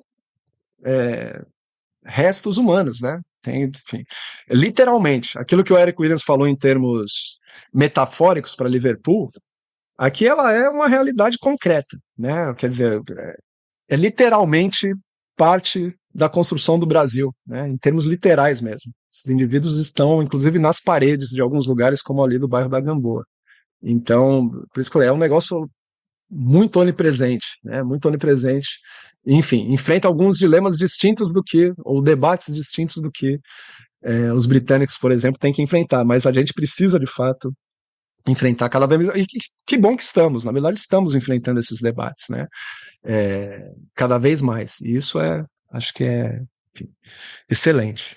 E para eu ler mais, aprender mais, além de visitar esses museus que você me recomendou, que obras suas, que obras de outras pessoas eu posso consultar? Perfeito. Bom, eu mesmo essa coisa, eu estou elaborando essa base de dados lá com europeus. Em breve deve sair algumas coisas específicas sobre isso. Eu escrevi bastante sobre... Bastante não, mas escrevi algumas coisas sobre mineração, né? Então, tem um livro que eu organizei, esse é mais fácil de encontrar, tem em PDF, facinho nas redes, que é um livro que a gente organizei com meu colega Alex Gebara, chamado História das Mercadorias. Então tem muito a ver, na verdade, com toda a nossa conversa de hoje. Então, um capítulo é sobre açúcar, eu tenho um capítulo sobre ouro, tem 2 capítulos sobre ouro, na verdade, eu faço um, Ângelo Carrara, um historiador de Minas Gerais, faz o outro. Então a gente tenta avaliar essa era moderna a partir dessa circulação de diferentes mercadorias, e aí tem vários pontos que a gente elaborou aqui, que estão ali. Essa coisa de apropriação de conhecimentos antigos, tudo isso dá para encontrar em um ou outro dos textos lá. Então, se escrever no Google História das Mercadorias, Marques e Gebara, vocês vão cair imediatamente nesse PDF, que foi financiado pelo próprio Departamento de História aqui, né? Que mais? Eu estou produzindo agora um livrinho de síntese de História Atlântica, que vai se chamar Mundo Atlântico, que é para ser esses livros mais introdutórios mesmo para a universidade, vai sair pela editora Contexto, e que vai elaborar, assim, muito do que a gente conversou aqui também vai estar lá, né? Estou exatamente na fase de escrita, estou na metade da escrita dele, pouco menos da metade, estou sendo otimista aqui, né? Mas assim, isso aqui continua sendo um monumento. Para mim, um dos grandes livros, e o prefácio foi escrito por um dos seus convidados, que é o Rafael Marques. Tem um prefácio espetacular feito pelo Marques. E esse livro, para mim, permanece sendo. Ele lançou a agenda. O Eric Williams lançou a agenda sobre capitalismo e escravidão. E muito do que está sendo feito, essas bases de dados mesmo que são criadas, explicitamente falam: isso aqui é a agenda do Eric Williams. A gente pode ficar tentando derrubar, mas ela vai voltar. Né? Ela, assim, é como se... Cara, essa intervenção dele, assim como a do Walter Rodney, frequentemente é enterrada por especialistas, quando você menos espera, ela volta de uma forma ou de outra, né? Então, recomendaria muito.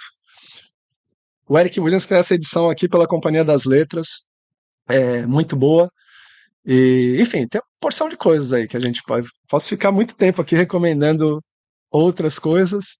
Mas você me falou pouco das suas obras também, tem outras, que mais eu posso ler seu sobre outros assuntos também? Então, eu tenho, nesses últimos anos, fui fazendo essas coisas sobre mineração, né? Então, por exemplo, e tive algumas encomendas para fora, então escrevi muita coisa em inglês nos últimos tempos. Tem um texto sobre o Rio de Janeiro, enquanto um porto escravista, então como que, aquilo que eu te falei anteriormente, de como a América Espanhola drena vários africanos escravizados por meio do Rio de Janeiro, Buenos Aires, etc. E eu discuto ali como o Rio de Janeiro médio como esse entreposto de escravizados para as zonas de mineração, inclusive Minas Gerais depois no século XVIII e mesmo no século XIX. Né? Esse artiguinho, como que é? A Slave Trading Entrepot, um entreposto do tráfico de escravizados. Né? Acha fácil também na internet. Tem um livro bem legal que saiu lá fora, Oxford Handbook of Commodity History, também já caiu nas redes, né? Essas lojinhas russas são fogo, você encontra tudo quanto é PDF, mas já está lá. Oxford Handbook of Commodity History, que é para ser também, pensando essa coisa das mercadorias, né? Como fazer uma análise histórica tomando mercadorias específicas como fio condutor. E ali eles fizeram um negócio gigantesco, assim, todas as épocas, tudo quanto é mercadoria. E aí eu fiz um texto de síntese sobre mineração, e aí eu volto lá para o mundo antigo, discuto como que mineração, enfim, circulação de moedas no mundo antigo, etc. E aí termino com um exemplo concreto, que é Minas Gerais, Mato Grosso e Goiás. Né? Então a expansão do ouro no Brasil do século XVIII, para também fazer essas articulações com a Europa. Antes disso, meus trabalhos eram muito ligados ao comércio de escravizados. Né? Então a minha tese de doutorado ela foi especificamente sobre a participação dos Estados Unidos no comércio de escravizados para Cuba e para o Brasil, que também toca em outro ponto que a gente explorou aqui, né? Quer dizer, a emergência dos Estados Unidos como um grande, digamos assim, tem um historiador que fala isso, né? As origens coercivas do Starbucks. A própria identidade norte-americana de bebedores de café em oposição aos britânicos bebedores de chá, dependeu muito da produção de café aqui no Vale do Paraíba, como o Rafael Marques discute bem. Né? Nessa tese eu discuto uma outra dimensão dessa articulação, que é como os navios norte-americanos E aí também é outro ponto que a gente discutiu hoje, né? Muitas vezes indivíduos não estão organizando diretamente as viagens, mas estão lucrando com o colonialismo ou com o comércio de escravizados. Os Estados Unidos oferecem um exemplo cristalino disso. Abolem o comércio de escravizados para o próprio país em 1807, mas continuam até o final fornecendo mercadorias, navios. Os principais navios do tráfico para o Brasil são construídos nos Estados Unidos. Portos como Baltimore, Boston. Então, no livro eu tento mostrar isso, né? Como você tem uma participação muito intensa dos Estados Unidos no comércio de escravizados para Brasil e Cuba, sem ter necessariamente grandes traficantes norte-americanos. Todo Esse mundo é o de mão ponto limpa. ali. Exato. Você tem grandes traficantes portugueses, espanhóis, esses caras estão controlando tudo, mas as companhias norte-americanas os caras estão anunciando aqui no Rio de Janeiro. Tem uma companhia chamada Maxwell Wright and Company, que é uma companhia anglo-americana, na verdade, né? Os caras estão anunciando no Jornal do Comércio aqui, ó, navio excelente para se realizar comércio de escravizados. Mesmo tendo uma Cabe legislação 500 pessoas. É quase isso, né? Pô, super equipado, super rápido, equipamento de primeira. No mesmo momento em que a própria legislação dos Estados Unidos proíbe, inclusive, esse tipo de atitude. Você não pode vender, né, legalmente, tanto britânicos quanto norte-americanos, por suas próprias legislações, estão proibidos de vender mercadorias que vão ser usadas no tráfico, inclusive navios. Mas, concretamente, eles fazem isso o tempo todo em termos explícitos mesmo. E aí, as próprias autoridades, muitas vezes, diplomáticas, defendem essas coisas. Falam, não está envolvido diretamente no comércio de escravizados. Se a gente for abolir isso, tipo, não dá para responsabilizar o indivíduo que produz o navio. A gente não publica pornografia infantil, a gente só monetiza e paga quem sexualiza ou adultiza seus filhos. A gente não exporta, é proibido exportar esse agrotóxico para a Europa. A gente só anuncia no Brasil, que a lei do Brasil permite, é bem diferente. Por exemplo, Baltimore, em determinado momento, os relatos são de que eles estão produzindo navios especificamente, assim, os detalhes deles são feitos especificamente para serem usados no tráfico, né? E, no entanto, assim, não há, como eu disse, está sendo anunciado aqui, navio bom para o comércio de escravizados. Então essa minha tese, ela saiu, só que só saiu nos Estados Unidos, essa aí. Saiu lá pela Yale, Yale University Press, né? Eu até estava vendo esses tempos aí de tentar uma tradução, alguma coisa assim, mas tem alguns artiguinhos soltos, assim. Então, se você escrever Leonardo Marx, Estados Unidos, comércio de escravizados, vocês encontram algumas coisas que tem parte do argumento ali dentro, mas o livro, o PDF, vocês encontram também fácil nos russos, né? Já tá aí. Fiquei super honrado, primeira vez que eu vi, que eu entrei lá num desses Escola Paulo sitezinhos. Coelho de pirataria de conteúdo autoral para depois ter o reconhecimento. Exato, não, eu falei, pô, finalmente, agora eu senti que, porque não fui eu que coloquei, né? Se alguém foi lá e colocou, eu falei, pô, então vale a pena, tem alguém interessado aí em ler essas coisas. Então, é fácil de conseguir isso aí também, né? Bom, um que eu citei aqui, que é bem legal, é esse que eu comentei, acho que tá até por aqui, que é esse Senhor da Morte. Capitalismo, Guerra e Tráfico de Escravos, Portugal, Angola e Brasil. Esse professor lá da Unifesp, o Max, que complica também essas narrativas antigas que tendiam a isolar a Europa dessa história do tráfico entre Brasil e Angola, tal. E aí ele mostra, pô, não só portugueses envolvidos nisso, mas também britânicos, né? Ou seja, ele desamarra, ele faz o follow the money. Aqui está um dos exemplos mais interessantes de se seguir a coisa do follow the money para se pensar o comércio de escravizados, né? Enfim, e vai sair o livro do Rafael Marques sobre café, que também toca em vários desses pontos, né? Ele tá terminando. A última vez que eu conversei com ele, estava prestes a terminar um dos últimos capítulos, então vem coisa boa por aí também, né? E se amarra com muito do que a gente conversou aqui hoje. A bibliografia do canal aqui tá, ó, chuchu. Obrigado, Leonardo. Foi, assim, muitas aulas em uma.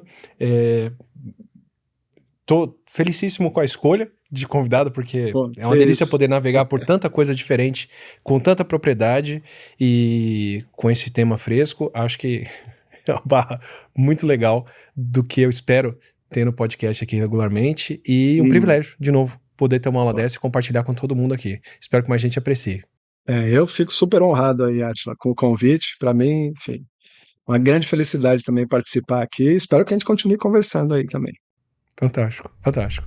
Espero que você tenha curtido esse papo cheio de coisa com o Leonardo. Eu pra mim é o padrão do que eu adoro ter aqui no Não Ficção, que é poder trazer a minha curiosidade, trazer o meu interesse e deixar na mão do convidado pra gente explorar aquilo e entender o que é de fato. Eu adoro poder embasar um senso comum que às vezes tá errado e corrigir ele com quem sabe explicar tão bem o assunto. Fica toda a bibliografia que ele recomendou, tem também os podcasts que a gente já gravou aqui sobre história do Brasil e essa relação entre trabalho, escravidão e capitalismo, com a Inaê, com o Rafael Marquesi falando do café, da história do café e da escravidão ao redor disso, tem a conversa com o Rui Braga sobre a Revolução Industrial e como vem o trabalho moderno e várias outras por aqui. E se você quiser acompanhar as próximas conversas dessas, se inscreve aqui no canal, assim você recebe o Não Ficção e os vídeos regulares. A gente se vê numa próxima.